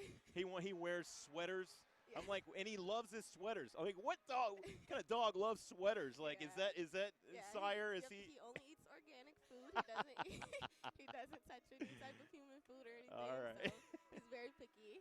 You're but- you're a spoiling dog mom. Okay, I know one of you folks. But on a serious note, going back to the Sidekicks, what do you think about the team? I mean, I know this is your first season. You're a rookie, Yes. so to speak. What have you thought about it? Has it been great? I absolutely love it. I love the girls. I love the team. I love all the hard work we put in, as well as all the time we get to have fun outside of it. It's a lot of bonding activities that we do. We're just like dance sisters, and it's just a wonderful time. And I see you guys, and I'm biased, but frankly, you guys are the best dance team in the major arena soccer, no doubt. You watch the other broadcasts, and you see you guys and versus them. Yeah, no knock on the others, but I think you guys are a next level squad. And I also just love how the little girls that come up and interact with you. I watch you after the game. You know, any person that comes to a game can interact with you after a game. Isn't that amazing? It's I mean, how many amazing, pro yes. teams can you say that about in Right. all of Dallas, right? Right. We And- love that as well. Yeah, and the little girls, they come down and they just worship you guys. It's so neat. I really love to see what you guys do, and you did a great job on this interview. Any last Thank shout-outs you. before we let you get back? I want to give a shout out to my team as well as Dusty. Just love you guys to death, and we which is bittersweet, but we're going to knock it out the park. Awesome. Love it. Well, thank you so much, All right, Stephanie. Really thank appreciate it. you. Great job, and have a great rest of the All season. right, thank you. We'll be back right after this. Join the Dallas Sidekicks professional indoor soccer team on Saturday, April 6th, when they take on the Tacoma Stars at 7 p.m. at the Allen Event Center. The Sidekicks are retiring legendary Sidekicks player and coach Nick Stavros' jersey. There'll be autographs before the game with some of the Sidekicks' greatest players. The Sidekicks are also offering a family 4-pack, which includes 4 tickets, 4 hot dogs, and 4 drinks for only $60. Tickets starting at $10. For tickets, call 469-393-0160 or visit DallasSidekicks.com/tickets. We will see you Saturday at the Allen Event Center. Go Kicks! And we're back here, Pete, joining me again. And, I mean, 4 tickets, 4 drinks, 4 dogs, $60, and you get to watch Nick Stavros, the great Nick Stavros, jersey retired. You can't even, let's be honest, you can't at AT&T Stadium for $60, Pete. It's a great deal, and you can come out here. And in this area, there's plenty of restaurants and places to get adult beverages. It's a great setting. When the Sidekicks get this thing turned around and start winning, this place is going to be electric. Boy, I agree. What a fun franchise. What a fun game. And you saw we interviewed DSD Stephanie at the half. And, you know, just the fact that you get to meet these dancers after every game. You get to go down and meet the players. There's really very few professional franchises in all of sports where you can do that. And you were talking before you left about what an impact that makes on the youngsters. It really does. It's incredible. Well, one of the reasons you see so many adults here is because when they were young, they had that experience with the Sidekicks. And they're hoping that these youngsters who are getting this chance to have exposure to the indoor game, as they grow up, they'll continue to follow the Sidekicks and fall in love with the game the way some of their parents have. So a lot of us remember the Sidekicks from back in the heyday, and they're trying to recreate that. They're going through that process, and they're doing it by developing players. We've seen Segura get some playing time out there today. We're seeing a lot of young players, and we'll probably continue to see a lot of young players get playing time as the season winds down. We go back to this, right? So Sidekicks over the last 3 seasons, as I should say, since I've been a coach, we probably developed more indoor players than probably 90% of the teams in terms of, you know, young guys from Dallas that coming into play. Some players that I inherited from the previous staff, they either didn't play much or never played in the MISL, which then came, you know, the MASL. So for us, since we took over, everybody's kind of on the new wagon, except maybe Ricardinho, and then we had Fabinho, and then we also had Kylie one season. So except a handful of guys, everybody's on the nuance, right? So I think that we got to continue this path of providing more Seguras, more Piedras, you know, keep that going. Up until, I'm going to tell you right now, 24, 36 months ago, nobody knew who Vic Morligwe was. And that's another guy, right? And so that you know, I'm happy for him. We talked about it last time. And so forward. And so there's a lot of guys. And for next season, I'm just going to tell you there's going to be much more of those guys. It's just coming. The wave is coming, right, of more indoor soccer players being developed. So in order that we can then get to the playoffs or championship status and stay there. The idea is not to have a one go like a lot of teams do, because they build a team from outside players. Then the budget runs out, they win maybe a championship or finish high in the playoffs, and then they can't repeat it. That's not the goal that we have for Sidekicks. Our goal is long-term. And in long-term, we struggle with the early pains that we're struggling with, right? All right. Indeed, Coach. Thank you. Simone Boza is talking about the present and the future for the Dallas Sidekicks. We have a 3-1 lead as we get the third period underway. El Paso getting a Puente shot blocked by Luvano out to Ramirez. As the Coyotes try to get more possession time here in the second half. Dallas really dominated the first half and have a 3-1 lead. Yeah, El Paso looked as if they were playing to not lose for a lot of the time in that first half, and I think they really need to pin their ears back a little bit. Maybe some of the hesitation is the 12 men dressed, I don't know. But I also, on the flip side, I think the Sidekicks need to be a little more aggressive. You know, push the ball up, put that pressure on. When they were doing that, they were doing very well.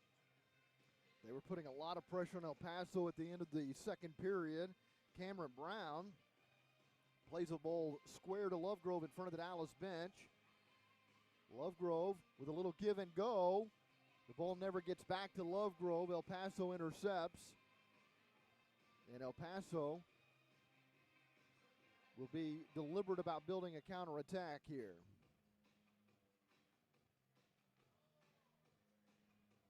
Into the corner for Palacios. Marked there by Aguayo, gets called for the foul. Keep up with your Sidekicks by following us on social media via Facebook and Instagram at Go Sidekicks Official. Then don't forget to follow us on Twitter at Go Sidekicks. Free kick coming up for El Paso. From the corner. Sorry, Puentes can be very dangerous in these situations, so they need to watch out. Palacios runs over the ball. Puentes takes the kick.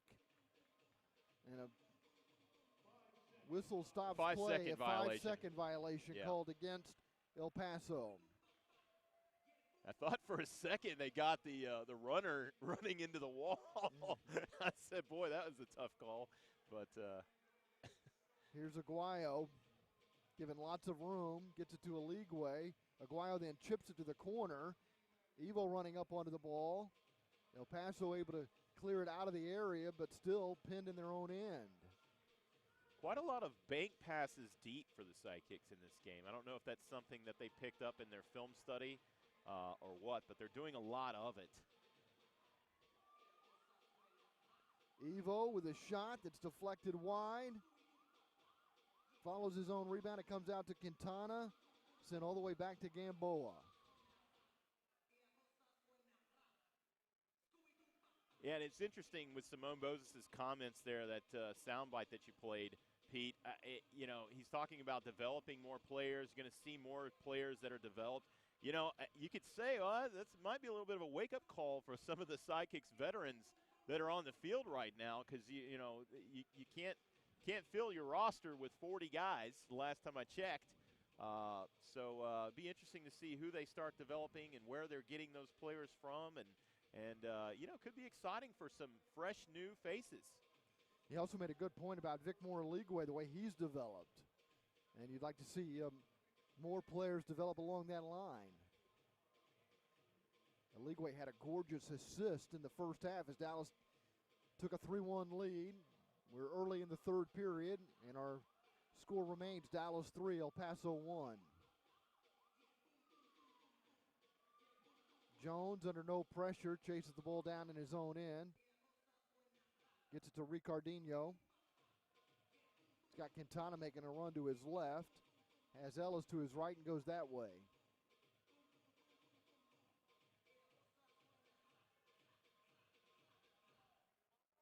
Yeah, possession style in full effect today, right, Pete? As you would expect against El Paso. Dallas has dominated the possession. Now moving into the attacking third with Cody Ellis getting past the defender. Ellis to the top of the arc. Lays one out front, and Brown just misses. Cameron. Oh, man, he's going to kill himself when he sees that one. Tried to tap that in, but like Tiger Woods yesterday, was just a little bit off. Here comes El Paso on the counter, and Gamboa makes his sixth save of the game. Quintana gets it cleared to Ricardinho. Ricardinho trying to settle the ball. Circles back in his own end, back to Gamboa under some pressure. Gets it to Ricardinho, pushes it across his own line, then plays the ball diagonally to the right side for Lovegrove, that's Lovegrove. Segura, yes. And then the shot is sent into the seats. Yeah, Segura is a guy actually that, and I think we were surprised because the defender is down there up at the top, but he's a guy that Simone Moses mentioned as well. One of those younger guys he's kind of developed, and might watch his career progress with bated breath. Here's Ricardinho to Aguayo. Lovegrove's open over here on the left side, but Aguayo moves in, puts it in front, and then it's sent behind the goal out of play. Vic Moore-Aligwe was the target man in front. Jimmy Lovegrove has changed his hairstyle once again. He changed his hairstyle and he changed his shoes. Yes, he did. He started with the pinks and now he's with the blacks or the blues. I can't tell. He's just trying to mess with us up here. I'm convinced of that. Aligwe gets pulled down in the area by Ramirez, no call. El Paso gets out of their own end, or trying to get out of their own end. They get it to Puentes. He's marked by Evo. He lays it back. Moreno is the target man floating around the Dallas line. As the ball comes across halfway, Ricardinho takes it away, stepping in front of Gamez, gets it to Aligwe at the top of the arc. Aligwe in traffic, spilled to the ground, and a foul call. Yeah, I was going to say, if they let that one go, I mean, that's goodness. That's the definition of tripping right there. The ball was nowhere near the Coyotes' foot. One of the guys in the press box saying he didn't really like the officiating today. I actually think they've done a good job. He said, well, they're letting a lot of stuff go. Yeah, yeah. They are, but I think they've been fair and balanced. Well, I think the three-line pass is the talk of the game. That at the end of that. Oh, Ricardinho with a cheeky little pass, and it nearly set up a goal, but it goes across the face of the goal to Ellis in the left corner. Here's a shot from Evo, and the left footer sends it high over the crossbar. That was nice. Even took me by surprise. Cisneros winning the ball for El Paso. But Dallas putting on that high pressure, making it difficult for the Coyotes to get out of their own end. And Ellis is wide open on the left side. El Paso doing a good job to get back on defense. Now Lovegrove scores from the right wing. Jamie Lovegrove gives the Sidekicks a 4-1 lead over the El Paso Coyotes with 8:50 to play in the third. That's a great pass there by Cody Ellis. Just drew the defense. He saw Lovegrove wide open. Lovegrove loves that high point position. He scored so many goals in this league at that top position there, and man, he just will make you pay. He's really, really, really good at hitting the ball at a hard angle, at angles that are frankly sometimes impossible. You don't expect to see, and there's a little love for Carlos Videla, I see from Jamie Lovegrove holding up the Videla. And here's the goal again. Cody just finds Lovegrove wide open. Lovegrove nets his 23rd goal of the season as the Sidekicks go up by 3 over El Paso with 8:50 to play in the third. Yeah, you can see here's the final. Oh, and the nutmeg. Oh, man. As a defender, you hate that. Ah. How many times have we seen Lovegrove score from that area, though? Yeah. He's the British lynx.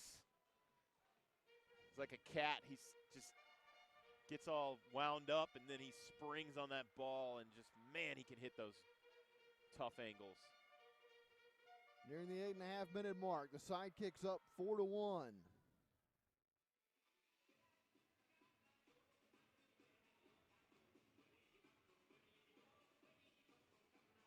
Smith plays it back to Arevalo Gonzalez, looking for Puentes. Jones is there, and now Aguayo comes over to win the ball, sends it back in the direction of Gamboa. Gamboa lifts one beyond halfway. Vega plays it back to Smith for El Paso. Puentes appeared to get tripped up by Aguayo. There's no call here. El Paso maintains possession. Puentes being helped up by Mike Jones. Immediately up and running, yeah. Yeah, that was a good non-call there.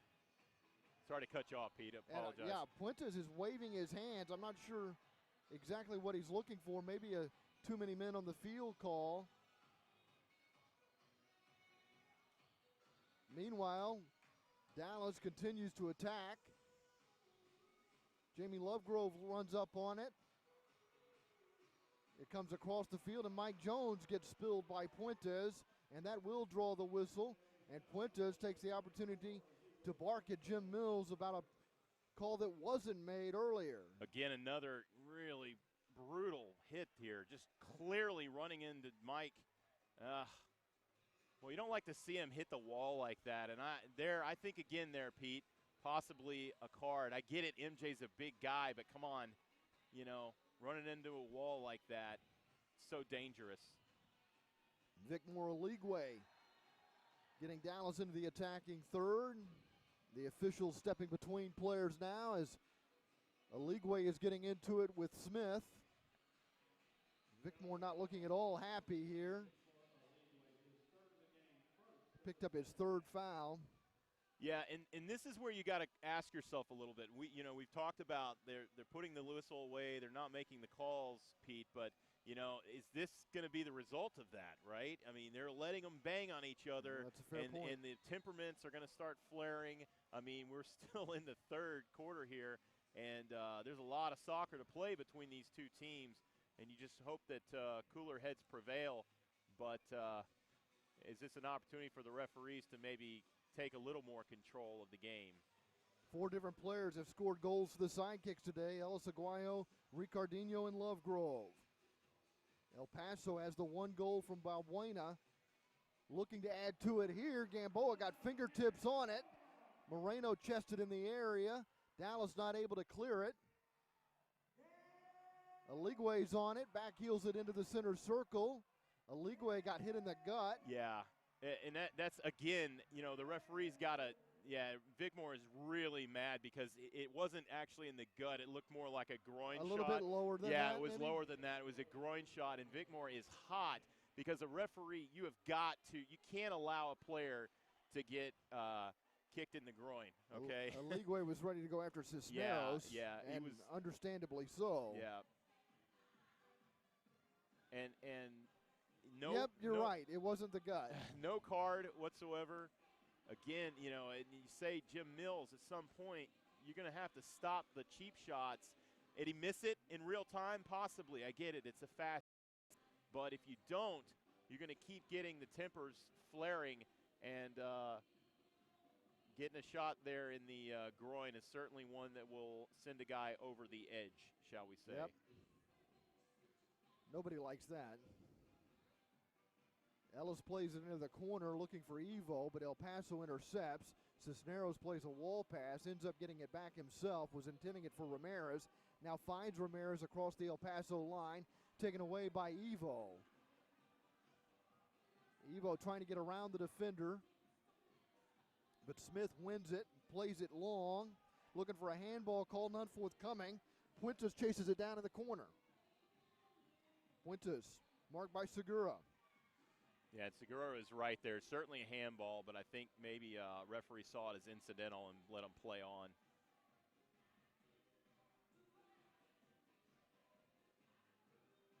Puentes trying to get it on his left foot, spins away from Ellis. Plays this one back to Gamez. Cisneros, marked by Evo. Nearing the 5-minute mark of the third period, the Sidekicks on a 3-goal run, leading 4-1.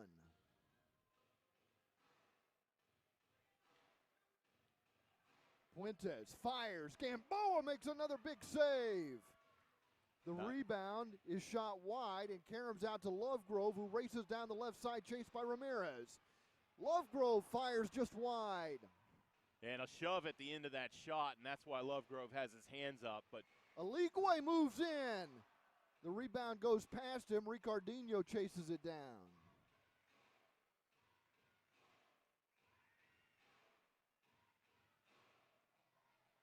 Four and a half minutes remaining in the third as Segura takes a shot from distance from the right wing side, misses high. The Coyotes able to get it cleared out to midfield. Lovegrove chasing it down in the referee crease. Sidekicks will make changes on the fly as Gamboa controls. Gets it to Ricardinho. Quintana finds Ordonez, who's come into the game for the first time today. yeah, I was going to say that's his first action here. Aligüe gets pushed down from behind and draws the whistle. The foul on Ramirez gives Dallas a free kick just outside the El Paso line. Aligüe is really getting pushed around here. Yeah, and he's getting Even now. he's getting shoved into, and I'm going to tell you right now, Vicmore, he's a pretty chill guy, but he's certainly somebody that's not going to take a lot of these shots. And at some point, Gamez gave him a shove there well after the whistle, and Well- then Gamez is still yammering on. yeah, well after.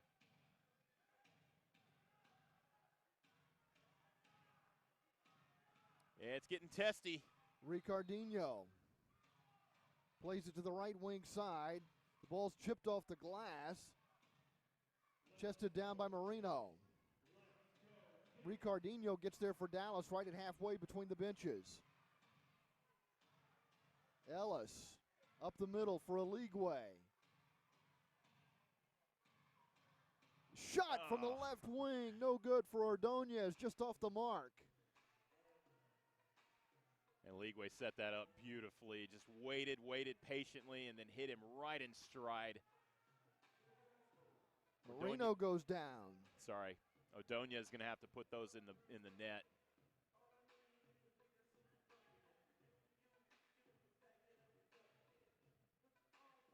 Ellis looking for a target. Gets it back to the man wearing the captain's armband, Ricardinho. Ordonez in the corner, nearly tripped over the ball.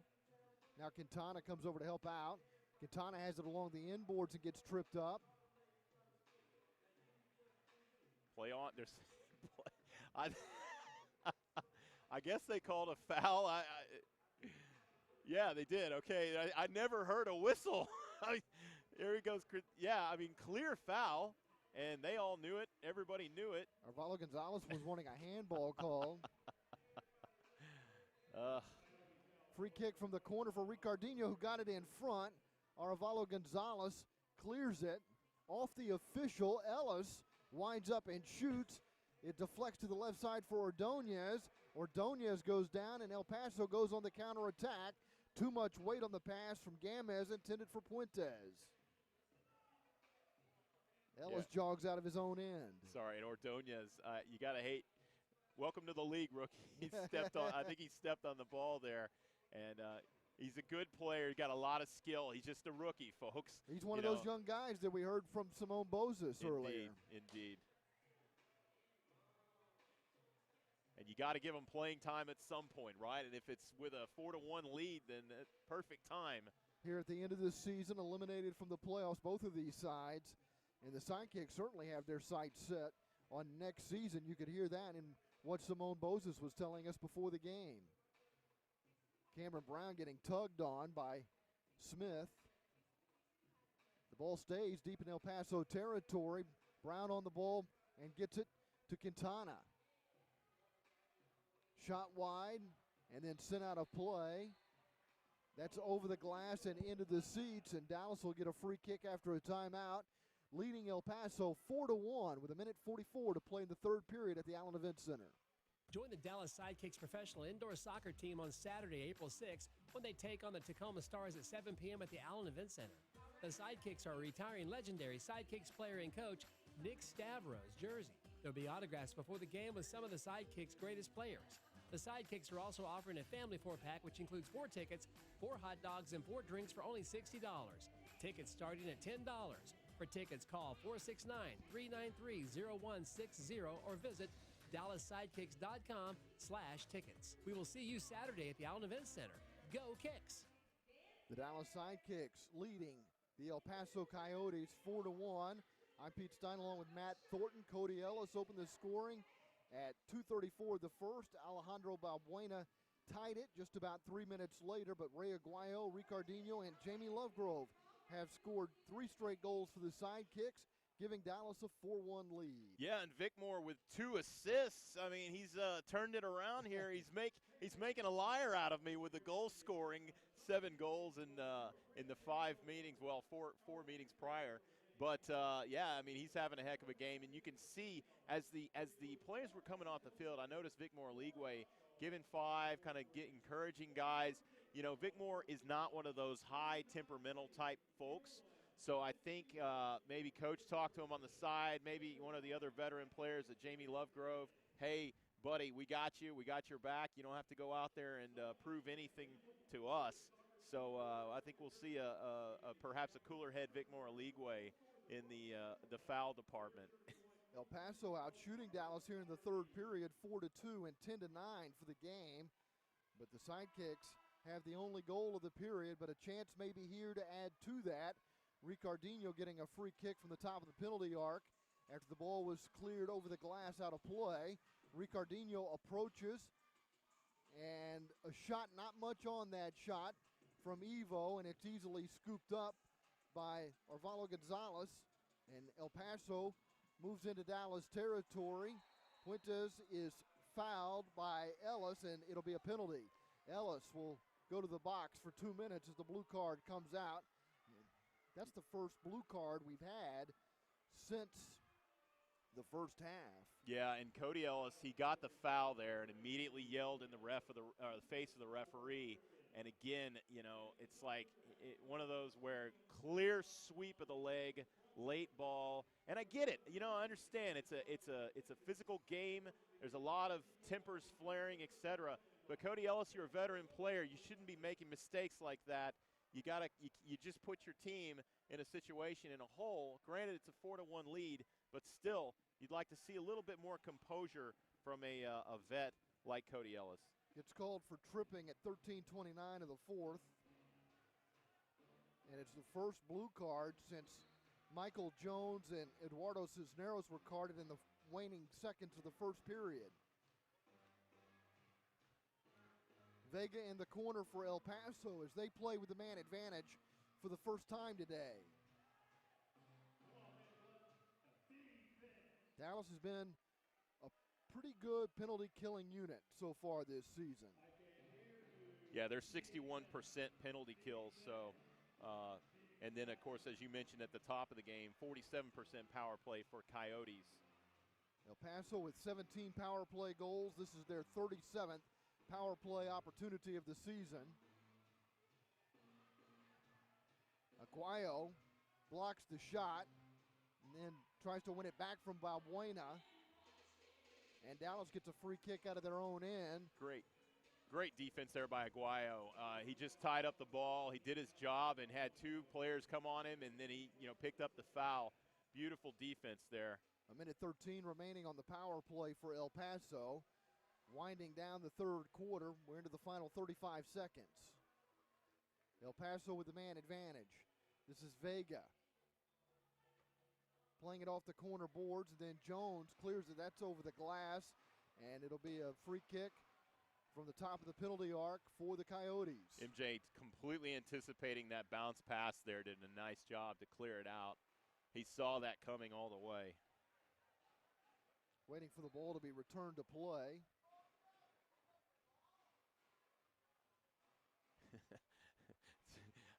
I think somebody has to tell them, hey, guys, you can't keep the ball. Right? It's not a baseball game. Not a baseball game. Puentes will take this free kick. Jones and Lovegrove set up a two-man wall. Aguayo and Quintana behind them. Puentes sets up Balbuena, who scored earlier. This one's right into the wall and all the way out to Gonzalez. Gamboa makes another save. That's 10 saves now for Gamboa, who's been brilliant today. Yeah, he's been fantastic. Sees the ball clearly there. His anticipation has been great. That one goes wide right. Karam's right to Jones as the horn sounds ending the third period. The Sidekicks go to the fourth quarter, having scored 3 straight goals. They lead the El Paso Coyotes 4-1, going for a season sweep. The fourth quarter begins after this. You're watching Sidekick Soccer on MASL TV. The Dallas Sidekicks would like to thank Miter USA for providing today's match balls. Miter, founded in Huddersfield, England, is among the world's oldest sporting goods brands, starting production in 1817. Miter is a proud partner of Major Arena Soccer League, providing arena-specific match balls to both the MASL and MASL2. The MASL and Miter share a long-term vision to see arena soccer grow in North America. Miter's Astro Division ball is the official game ball for MASL League play. Miter's Astro Division is designed specifically for play on artificial surfaces. It features a more accurate flight than the average ball and has a 30% reduced bounce to make it more efficient in arena soccer.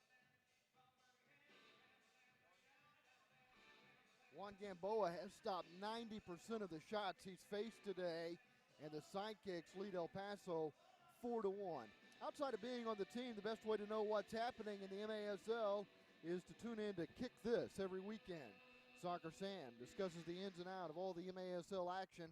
Find Kick This every Saturday at 11 a.m. Eastern on iHeartRadio.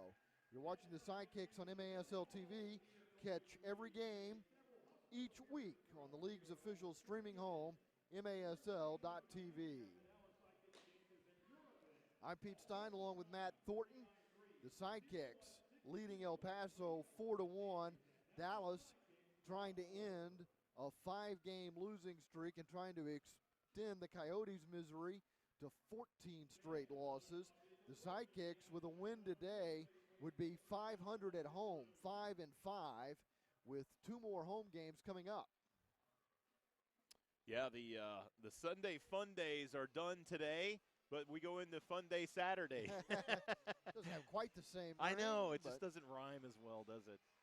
But looking forward to seeing Nick Stavro next week. Yeah. And as they retire his jersey, one of the all-time great midfielders in indoor soccer. And I believe he's coaching the Vaqueros now. He is indeed, yeah, the Fort Worth Vaqueros. What a great franchise. If you're in Fort Worth, if you're listening out there, man, stop by, check that franchise out. Outdoor soccer, of course. And a lot of these Dallas Sidekicks in the offseason play for Stavro. A lot of respect and admiration for him as a assistant coach there towards the end of his career with the Sidekicks. So he's got a great relationship with this franchise. Really excited to talk about him and to have his jersey retired. Late in his career, he was a coach on the field. And he was a player coach, wasn't he? Like so many guys that have played for the Sidekicks, he's just a good guy. Yeah, too. he that's a great point, Pete. He really is, and I think he was a player coach. Yeah, I think yeah. at one point, the fun story I had from him, he was an alternate goalkeeper, and I think it was pre-Juan days. But they didn't have him on the road, and Stavro ended up playing in goal. And he said to me it was not his favorite thing to do was play indoor keeper. And then after Doyle retired, I believe Stavro was the 6th attacker yes, for a while. That is correct. That is correct. Yep. Vega on the attack for El Paso as the 4th quarter gets underway. And we may have another blue card coming out here. The official going to his pocket. Yeah, and Aguayo there, to be honest with you, he ran past him and just kind of grabbed him, looked like he pulled him down. But I think Vega got a little extra on that one. Thankfully, no card, because I think that's the right call. They called the foul, but no penalty. Correct, yeah. El Paso still on the power play for another 17 seconds. Cody Ellis is in the penalty box. This is Puentes with a free kick on the man advantage, and Gamboa makes yet another save. Yeah, he does well there because he went low. It looked like when he was going at it, he was going to go high, but Gamboa, just like he does, went low and stopped it. Did a great job of handling his rebound there, too, because the rebound would have been a great scoring opportunity for the Coyotes. Ellis is out of the penalty box for even strength, and Ellis on the attack gets it to Quintana from the corner. It deflects over to Lovegrove. Lovegrove maintains possession, gets it all the way back to Gamboa. Both teams will make changes on the fly here. The 4th quarter is the period of the long change. Ellis gets it back to Gamboa.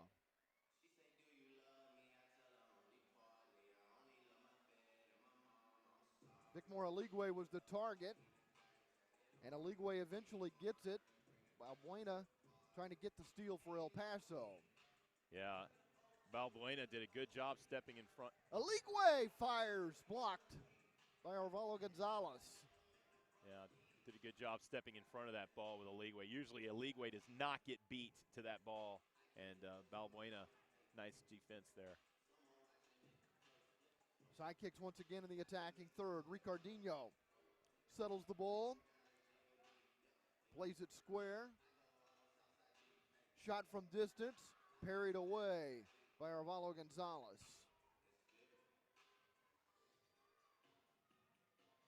Gamez along the boards, gets it to Balbuena, to Palacios.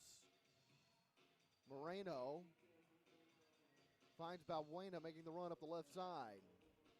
And Gustavo Piedra on for the Sidekicks, another one of those young talents, guys that getting a little more playing time today perhaps. Balbuena moving in, looking for his 2nd goal of the game, and he has it. And it's 4-2 with 12:51 to play. And right as soon as I mention his name, he gets beat for a goal, Pete. Good gracious, I got to stop doing that for these guys. And again, you see it, 17 there just runs through. Yeah. Gus has to do a better job of getting a body on that player as he's running through. You can't just let him run through like that. So that ends a 3-goal run for the Sidekicks as their lead is cut to 2.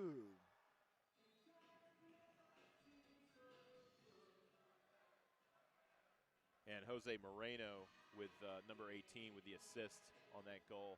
Did a nice job there against the wall. Buena getting his 6th goal of the season for El Paso.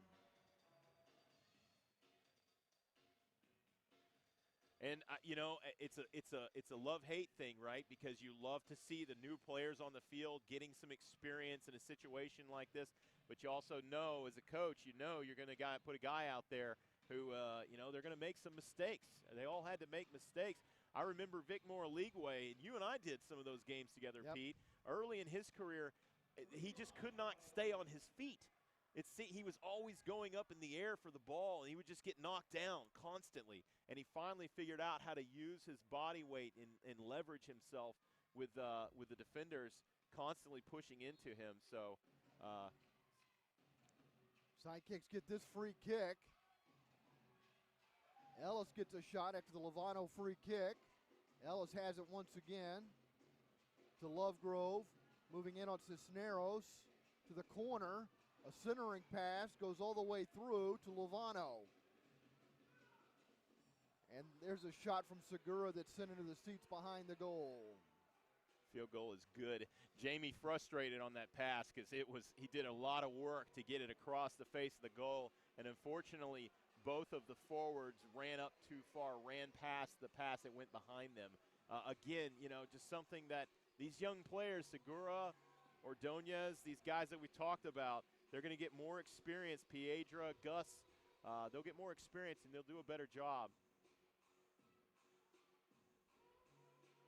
This is Smith for El Paso.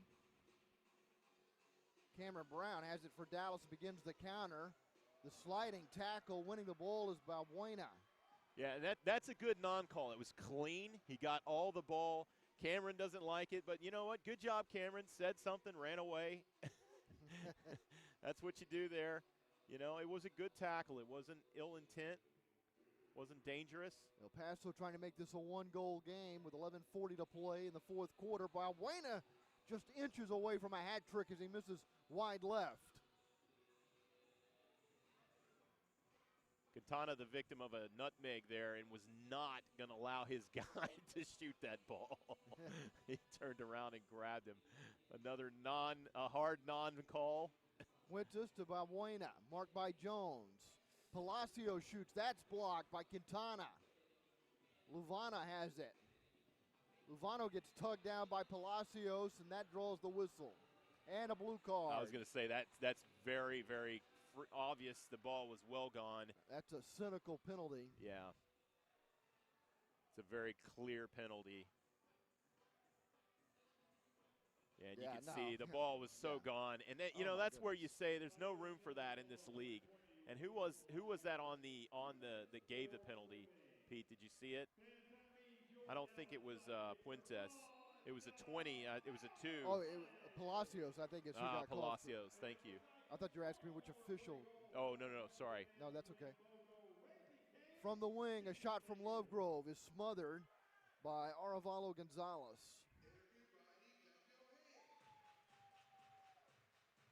Off Ricardinho's chest, he settles it, brings it right up the middle. Called Palacios for tripping. He's in the box for 2 minutes. 1:30 remaining on the power play, but the goal gives Dallas a 5-2 lead. Yeah, Cameron Brown couldn't be happier. There's the first goal for the new baby. Dad third, very excited. And you'll watch, he gets all this. It was beautifully placed. High, and I believe to the left of the goaltender. We'll see on the replay here. But struck it really well. He knew all the way he was going high with his shot. As he celebrates throwing the ball out into the fans. His 11th goal of the year for the Sidekicks.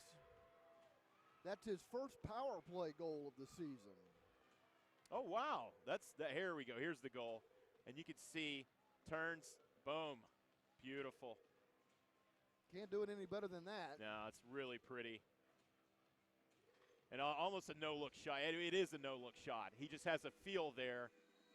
gets it, spins, and takes it high. He knew exactly where he was going with that ball. Sidekicks reclaim a 3-goal lead. Ricardinho credited with an assist on that goal. So Ricardinho now with 20 assists this season. Among the league leaders in that category. El Paso had cut it to 2, but they commit an ill-advised penalty, and Dallas makes them pay. Brown scores the power play goal after Balbueno had made it 4-2. All the goals in the game had been even strength before the Brown strike.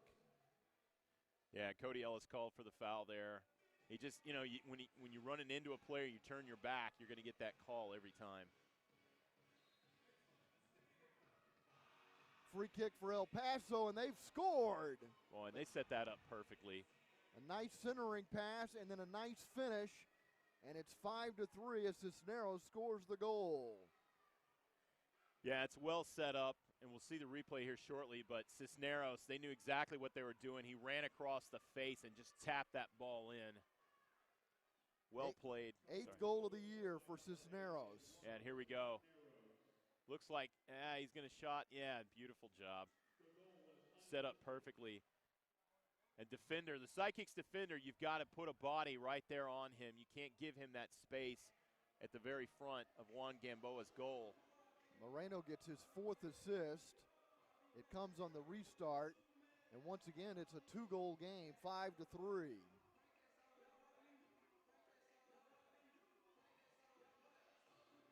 Nice defensive play there by Cody Ellis to step in front of that ball. That was really not an easy play, and he hit it with his back heel and stopped it. Oh, no. Mike Jones. Not, so that's a case of a big defender, and he's laughing about it too. He's trying to make a move, and that's a defensive forward move there. He just clearly, he hit the ball to the left, and just his momentum kept going, and he was not stopping, ran over the Coyotes player. That's Balbuena, who got run over. Quintana with a free kick for Dallas as they look to reclaim a 3-goal lead, up 5-3. MJ is 6'3" and 200 plus. When you get that moving, man, it's hard to stop. Jones finds Quintana all the way back to Gamboa. Yeah. They gave that was Balbuena who got the assist. Oh, interesting. Okay. I think it was Moreno. In the last goal. I think so too. Yeah, I'm looking at the box score. I don't think that's right. Yeah. Because I noticed his heft. I think it was Moreno. Yeah, the box score showing Moreno scored the goal, but it wasn't Moreno. It was Cisneros who scored the goal. Yeah, he did a nice job on the run-up, though. I thought he was going to shoot it, and Cisneros definitely across the face of the goal just taps it in.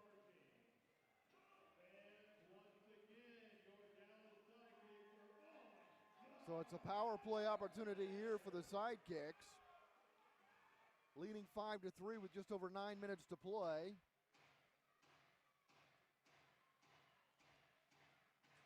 Ellis plays it off the wall. It's past the Leagueway all the way over to Lovegrove. You see Lovegrove set up high here. Just curled up, waiting to pounce on the ball when he gets it. Palacios in the penalty box for 2 minutes after a charging call. Cameron Brown's already got 1 power play goal today, takes another shot. Ricardinho keeps it in the attacking third. Brown lays it back for Ricardinho to Ellis. Ellis tees it up, fires, and it caroms out to Lovegrove, who knocks it down with the right boot and gets it to Ricardinho. A Leagueway with a one-touch pass to Ellis. Swept back to Ricardinho. The team captain faces goal. In the corner to Brown, to a Leagueway to Brown, who scores again on the power play. His second goal of the game, and once again, Dallas leads by 3. Cameron Brown on a scoring tear here now. You can feel it. He's feeling it. Beautifully set up there by Vicmore Leagueway. Just tapped it over to him, knew exactly where he was. Cameron Brown high, one touch, back of the net. Boy, that's a lot to throw at a team. You got Jamie Lovegrove, you got Cameron Brown, Vic Moore, Leagueway, all out there.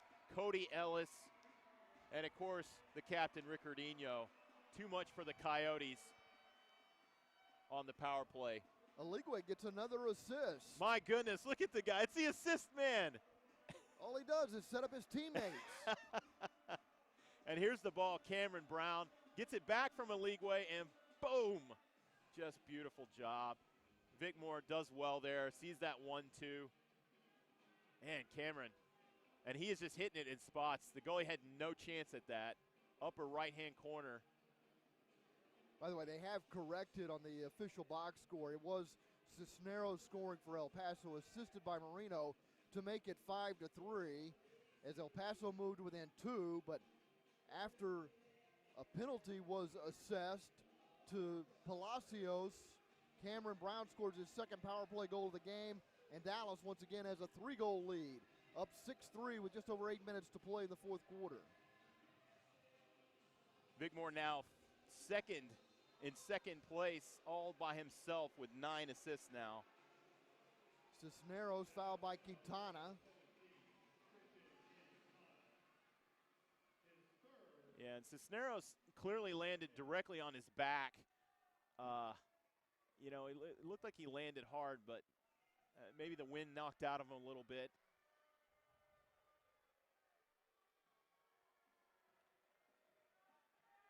Do they not have a training staff for El Paso?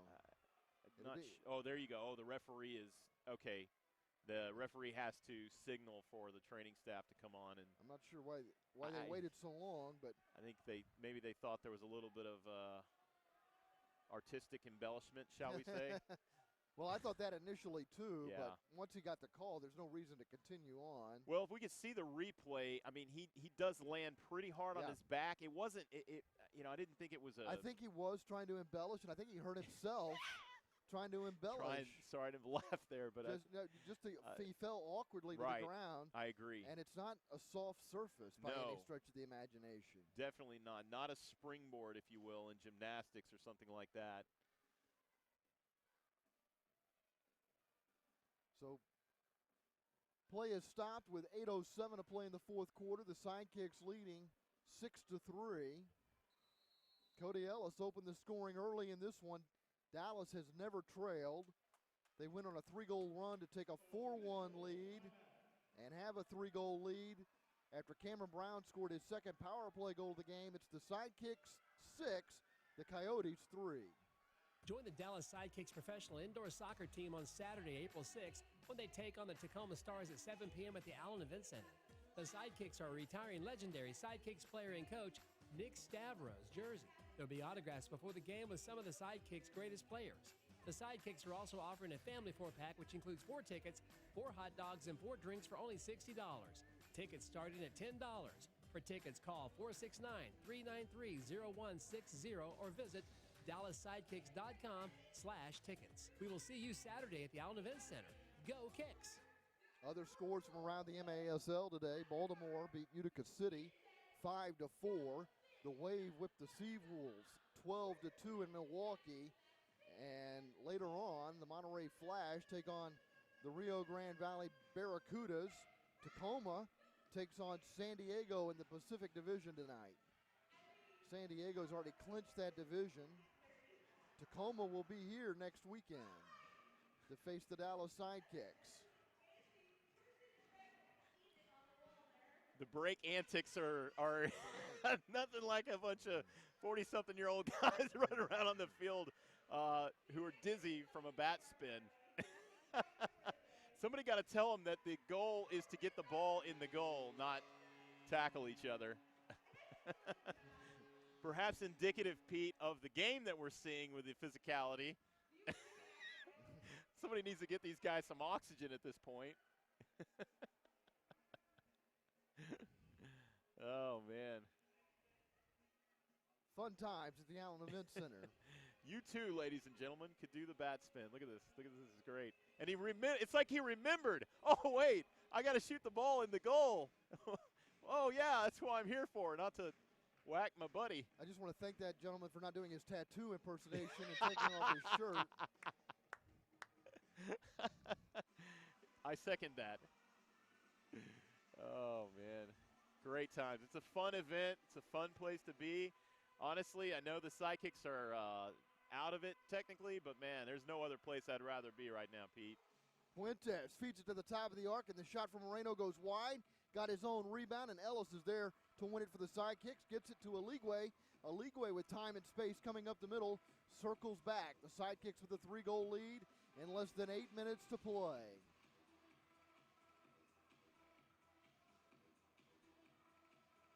Now, I think we're going to see a lot of keep away here to finish off the game. Sidekicks have proven to be pretty good at that. Sidekicks averaging just over 5 goals a game this season, have 6 this afternoon. And a 3-goal lead as they look for a season sweep against the Coyotes. They had a pair of 10-9 victories against El Paso in January. Aligwe going for goal, misses high and wide. Goodness gracious, and he just sat there and held Smith off like he was a rag doll. Dallas scores, it's Lovano. Capitalizing on the turnover. El Paso giving it away deep in their own territory, and the Sidekicks have their largest lead of the game, up 7-3. Yeah, Lovano now, that's his 4th goal of the season. The guys that are getting assists are scoring goals. The goal scorers are getting assists. Everything's turned around today. It's crazy. You love to see that. RJ, he's a guy who can score goals, and you watch this, he makes the block, and then boom, just takes advantage of it. One-timer. What did Simone Bozes tell you before the game? When we're hitting on all 6 cylinders, we're a good team. Yeah. They're hitting on all 6 cylinders today. Indeed they are. And have a 4-goal lead over the El Paso Coyotes, who are trying to avoid a 14th consecutive defeat. The Sidekicks trying to end a game skid right here this afternoon and get back to 5-5 at home. Dallas with a 7-3 lead. I'll tell you what, the man of the match is not going to be easy to figure out today. That's a good point. There's a lot of guys that playing extremely well. I think Cameron with his 2 goals maybe pulls out. Gamboa is certainly a candidate. Gamboa, indeed. Vic Moore-Ligwe with his 3 assists. The assist machine today. Lovegrove was the target there. Ramirez has it for El Paso to Moreno. Had Cisneros to his left, but leaves it for Ramirez. Then makes a run to the corner. Now the square pass intercepted. Evo plays it off the wall. Ordonez getting more playing time for Dallas. The shot sent in by Lovegrove, blocked by Ramirez. To Evo, he shoots and scores! Nice goal there by Arthur Evo. And Jamie Lovegrove actually did a long pass from the right, was trying to hit Vic Moore-Ligwe on the back post, who was wide open, but ball careened off to Evo, and you could see he makes the most. The Coyotes defender got a little piece of it, but Evo, he's got a heavy shot too, known for his heavy shot, and powered past it, went past the goaltender. Here's the goal. Evo just drags it across, does well there, beats the defender, and yeah. Evo gets his 2nd goal of the year for the Dallas Sidekicks. No, and actually it was the goaltender that got a piece of it. I thought the defender, number 2, Gamez, but Gamez was late.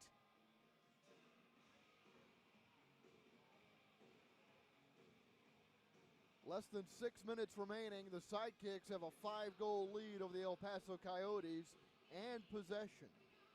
Yeah, and the Coyotes, they look gassed, Pete. I mean, they look absolutely gassed. Well, you made the point. They came here with just 12 guys suited out. And here's Cody Ellis. So Cody Ellis just fired this ball at Hugo Puentes. Puentes did not like that one bit. So here's what Cody did. Drug it past the inline and then literally went and fired the ball directly at Puentes. Missed him barely, but certainly some words from Puentes for that. Meanwhile, plays resume. Puentes was still talking to the official. Yeah. Puentes engaged once again in the game. Yeah, and Cody Ellis and Puentes are still going at it. Well, They're just pushing off of each other. Need to be careful here because the referees, one of them is going to be Yeah, Ellis still Yeah. going after Puentes, and his teammates are saying, hey, Yeah. just let it go. Christian Cantona is trying to pull him off, and you wonder here if Simone Bozas wouldn't do well just to pull Cody. I was thinking about Yeah, that. yeah. And he is still marking Puentes. The ball sent to Puentes with Ellis all over him. Ricardinho comes in to win the ball. Back to Ellis. Ellis quick to deliver the pass to the left side. Ricardinho chips it toward Eligwe. Eligwe's fouled. A free kick coming up for Dallas. Smith guilty of the foul. Yeah, tempers are getting really, really hot here at this point. Fifth meeting of the season between these two teams. In El Paso, they've got to be testy anyway. They've lost 13 straight. Timeout. Ricardinho. That's kind of salt on the wound, isn't Oh, it? man. Woo. Yeah, see there, Cody's got it. You got to pull him off there. Again, words with Puentes. And what's Humberto Smith doing? He's going into the Sidekicks huddle there. Yeah. Yeah. Yeah, I don't think these two teams like each other very much right now, Pete. No, not sure they've liked each other back from their first meeting of the season. I tell you what, it would be good for the league to see El Paso develop this team and for this to become a nice rivalry in the It Lone would. Star State. Yeah, indeed it would. San Diego Sockers and Sidekicks, of course, the long history. A lot of geography between those two teams, though. It would be nice to see a in-state Texas rivalry. Of course, El Paso is probably closer to San Diego than it is Dallas geographically, but That's a valid point. nonetheless, they're still in the state of Texas. They are indeed. Yeah, and you just say, you with what happened, you see with Cameron Brown with his suspension, Cody Ellis, you hope you're like, all right, guy, let's calm it down. We got a lead here. No need to get crazy. Sidekicks have never trailed in this game. They took the lead early. Cody Ellis scored at 2:34. Balbuena tied it. Then Aguayo, Ricardinho, and Lovegrove all scored for Dallas as they went up 4-1 midway through the third before Balbuena would score his second goal of the game early in the fourth period. And since then, Cameron Brown has scored 2 power play goals. Luvano and Evo have also scored for Dallas. Cisneros with a goal for El Paso. I think the Sidekicks would do well here. Just drag out the clock. Just drag the clock out. Get rid of it. Get the win. Dallas out shooting the Coyotes 7-4 in the fourth period. El Paso out shooting Dallas for the game 18-17. Dallas with a 4-goal fourth period. It's been one of their best fourth quarters of the season. Yeah, true. And, you're right. I mean, with a 5-goal lead, I'm very surprised that the El Paso Coyotes are beating the Sidekicks in shots.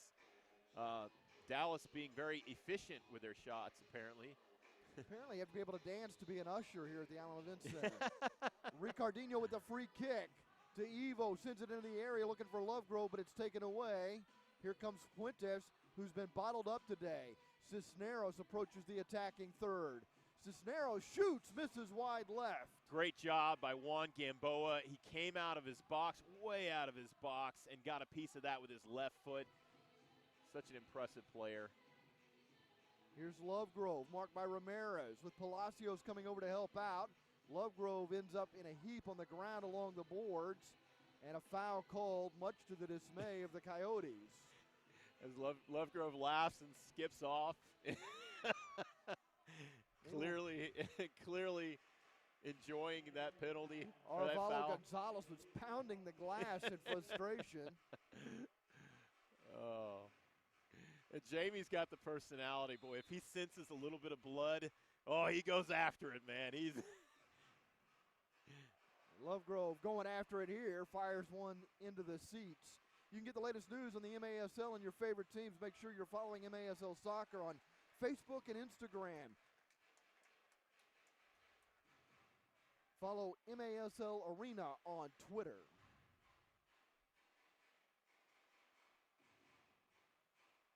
Four and a half minutes remaining. Dallas with a 5-goal lead over the Coyotes, looking to sweep the 5-game season series with a victory here today. And the Sidekicks trying to get out of their own end right now. Vega battling for El Paso, gets called for the foul along the boards. Yeah, El Paso, you can just tell they're really, really frustrated. And, I mean, rightly so. A lot of losses. It's tough. These are proud professional athletes, and it's hard. It's hard when you have as many losses as they've had. Lovano draws the foul and restarts play, getting it to Lovegrove, who slices one diagonally across the area to the left corner, and he's beating himself up over not getting that one on frame. And El Paso will get a free kick out of their own end here. Less than 4 minutes remaining. Yeah, Jamie, he tastes the blood in the water. He's like a shark. He wants that goal badly. This one sent high in the air, close to the rafters, finally comes down. Directed to Lovegrove, who gets it back from Gamboa.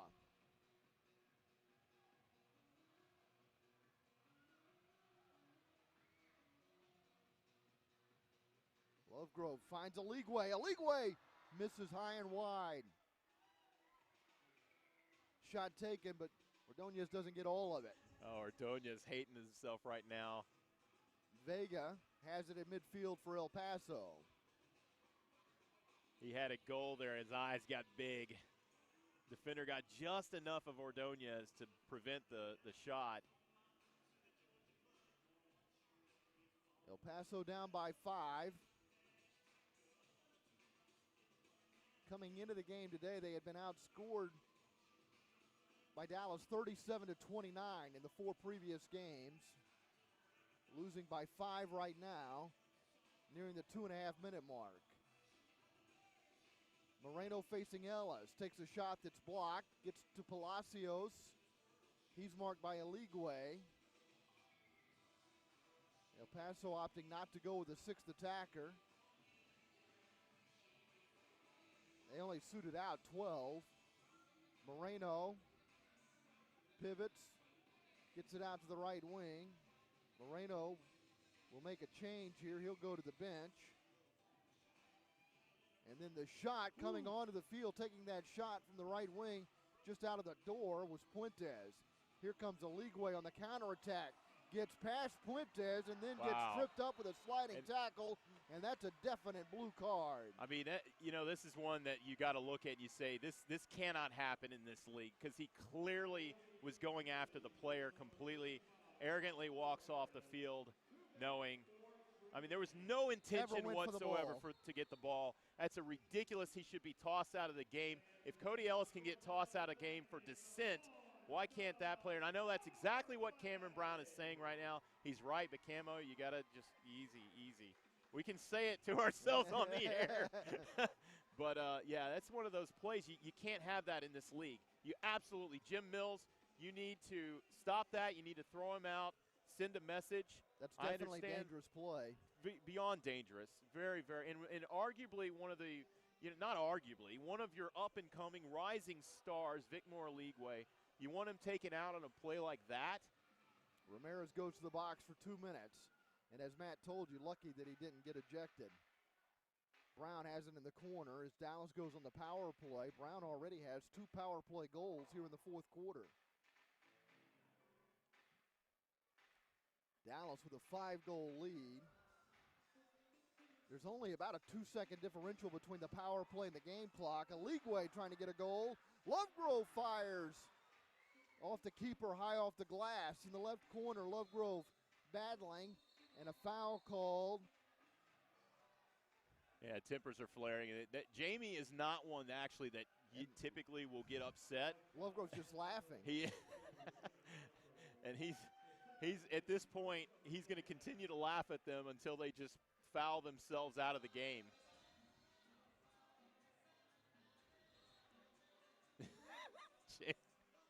Jamie was doing the salsa. Yeah, he's egging them on, isn't he? He is egging them on. And I'm laughing because I'm on this end of it, right? Yeah. If I was on the El Paso end of it, I wouldn't be laughing so much, Pete. That's right. Sidekicks with a 5-goal lead, 1:18 to play in the game.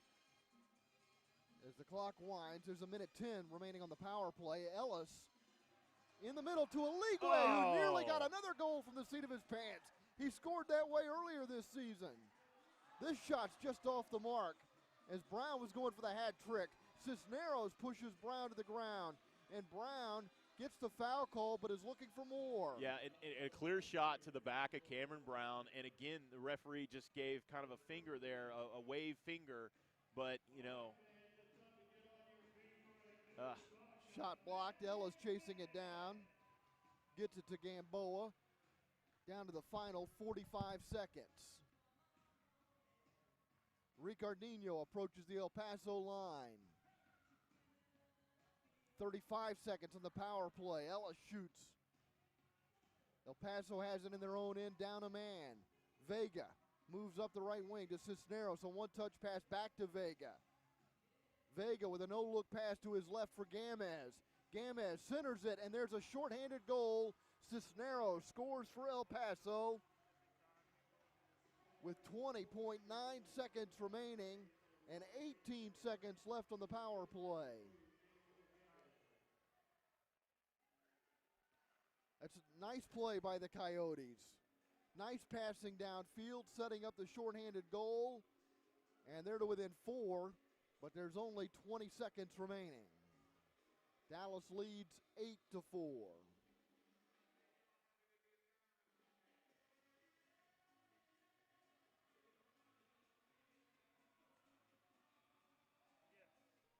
Time winding down. Less than 10 seconds remaining now. Ricardinho, Lovegrove with a one-timer into the seats.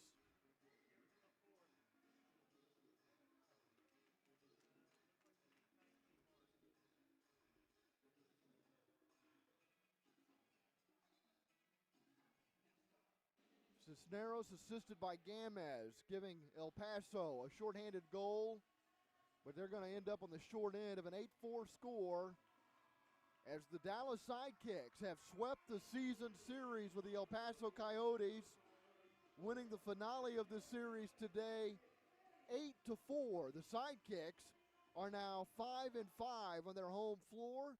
Dallas improves to 9-13 overall. El Paso has lost 14 straight. They fall to 3-20.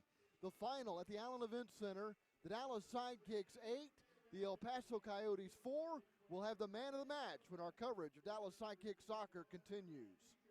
Join the Dallas Sidekicks professional indoor soccer team on Saturday, April 6th, when they take on the Tacoma Stars at 7 p.m. at the Allen Event Center. The Sidekicks are retiring legendary Sidekicks player and coach Nick Stavros' jersey. There'll be autographs before the game with some of the Sidekicks' greatest players. The Sidekicks are also offering a family 4-pack, which includes 4 tickets, 4 hot dogs, and 4 drinks for only $60. Tickets starting at $10. For tickets, call 469-393-0160 or visit DallasSidekicks.com/tickets. We will see you Saturday at the Allen Event Center. Go Kicks! There's Vicmore Aligwe, who was busy setting up goals today for the Dallas Sidekicks, as the Sidekicks defeat El Paso 8-3. Juan Gamboa was a big part of the story today for the Sidekicks. Yes, Dallas scored 8 goals. They win by 5, but Gamboa was terrific in goal for the Sidekicks throughout the afternoon, had some terrific saves. He faced 14 shots, had 10 saves. That's a save percentage of better than 71% for Juan Gamboa this afternoon. And Gamboa will be joining Matt Thornton here momentarily. The Sidekicks got off to a good start. Cameron Ellis scored early in the first period, and the Sidekicks never trailed in this game.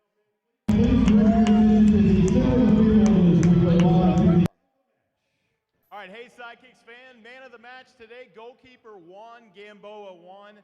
Great win, slightly different from the last time we chatted, right? Talk about the game. The boys came out to play tonight. We got the goals we needed. We played the way we needed to play against a tough opponent like El Paso, and luckily we got the win. Your goal scorer typically, Vic Moraligwe had 3 assists today. I mean, is he turning into an assist machine? He can do everything. He can run, he can defend, he can score, he can pass. So we're glad to have him on the team, and he had another great game tonight. One last thought before perhaps the third last game of the season, 2 more left. What do you want to tell the fans out there? Just want to tell you guys we appreciate all your support. Thank you guys for coming out and always cheering us on. Thank you. All right, Juan Gamboa, thank you, Juan. In a game that featured 12 goals today, 7 of those came in the fourth quarter. In the third quarter, Juan Gamboa made a diving save, one of his 10 saves today. A terrific effort for Gamboa, and it was the save of the game. Puentes was denied a goal, and thanks in part to Gamboa, who dove to his right to stop that Puentes shot from distance. Cameron Brown, the first star of the game, with 2 goals today, finishing with 2 points. He scored both of his goals on the power play today, and Cameron Brown had our goal of the game, his second power play goal, assisted by Vic Moraligwe.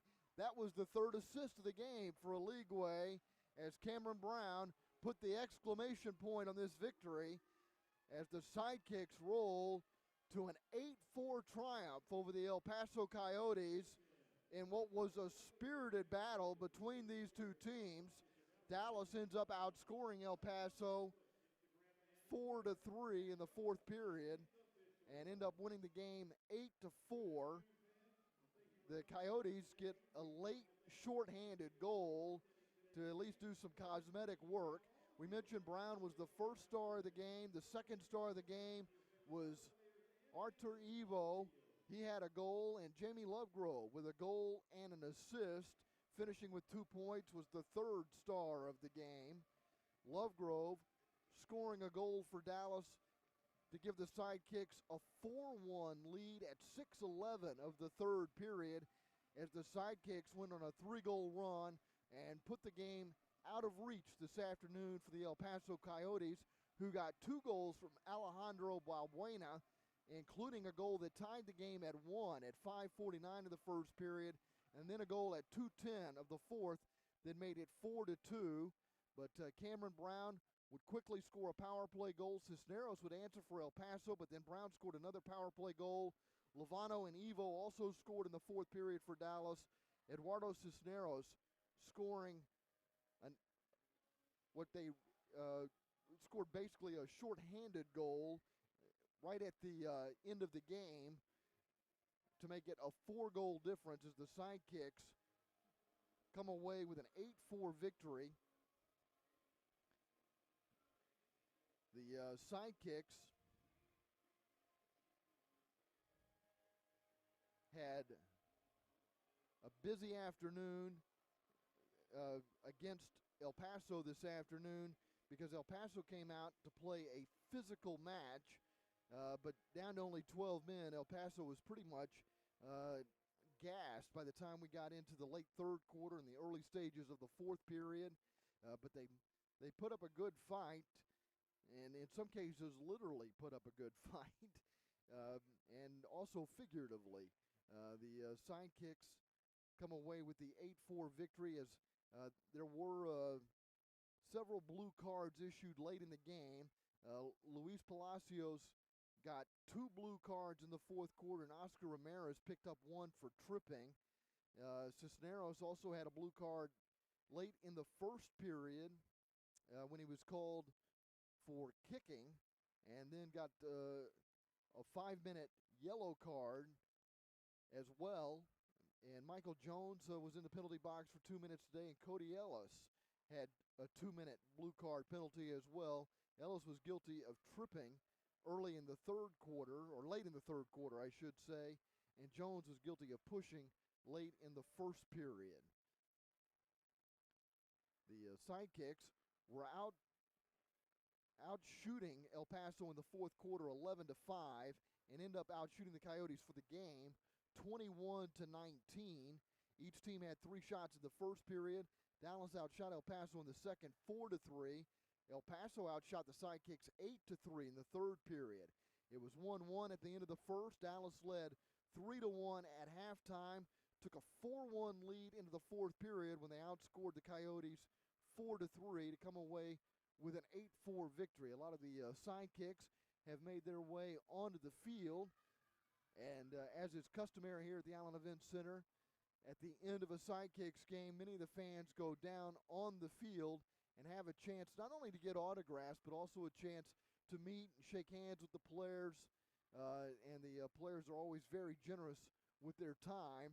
Of course, the scene today is nothing quite like what we had last week when Landon Donovan was here signing autographs, and he stayed until every one of the Sidekicks fans that wanted an autograph got an autograph.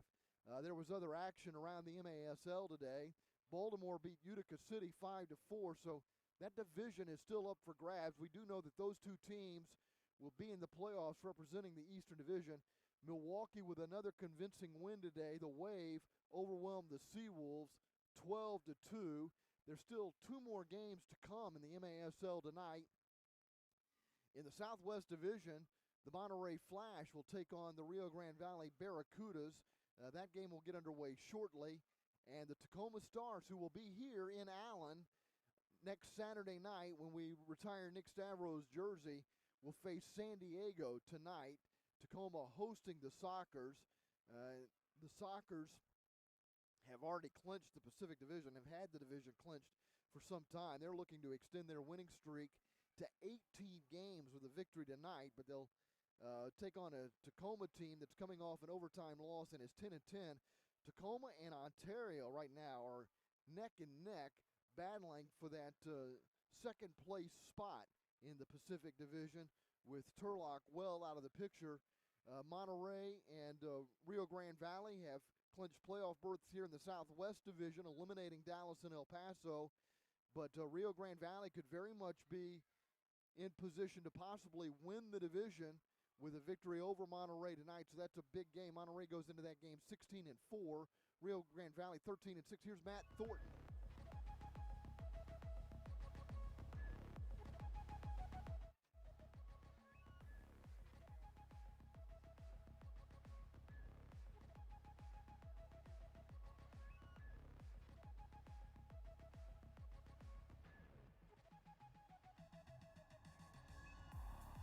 Well, some technical difficulties. We're not getting any had a few couple sound mistakes, there, some bounces that Matt didn't go our way, Thornton's, some post-game fouls, some interview of after them a started to lose our spirited head a battle little here bit. this afternoon between the Dallas Sidekicks and the El Paso Coyotes. Yeah, and you only dressed 12.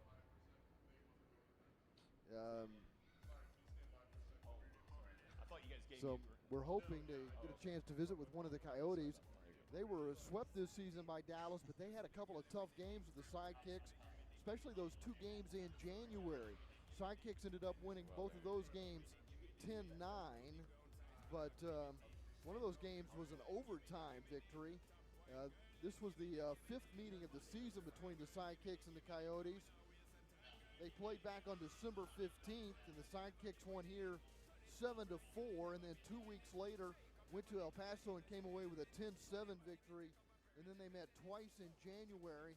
Dallas winning here 10-9, and then winning in El Paso 10-9, and then coming away with the season sweep with an 8-4 victory. Test. Matt Thornton 1 2 3 4. Test 1 2 3 4. The Coyotes made their 3rd trip into the Metroplex, and with the loss today, El Paso falling to 3-20.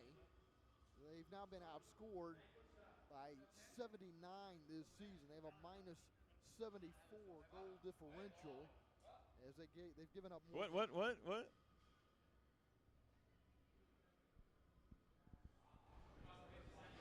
Talk, yeah. Matt Thornton. Hi, I'm Matt Thornton. I'm here with Oscar Ramirez. Oscar's with the El Paso Coyotes.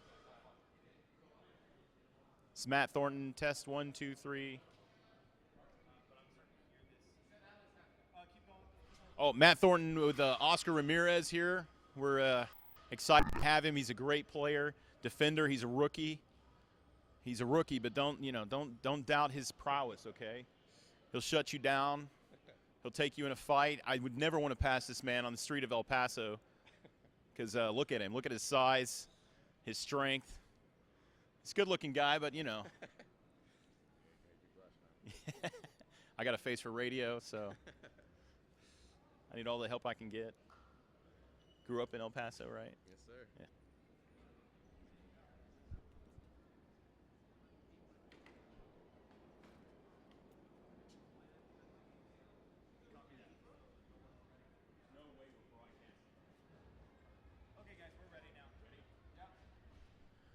All right, Matt Thornton.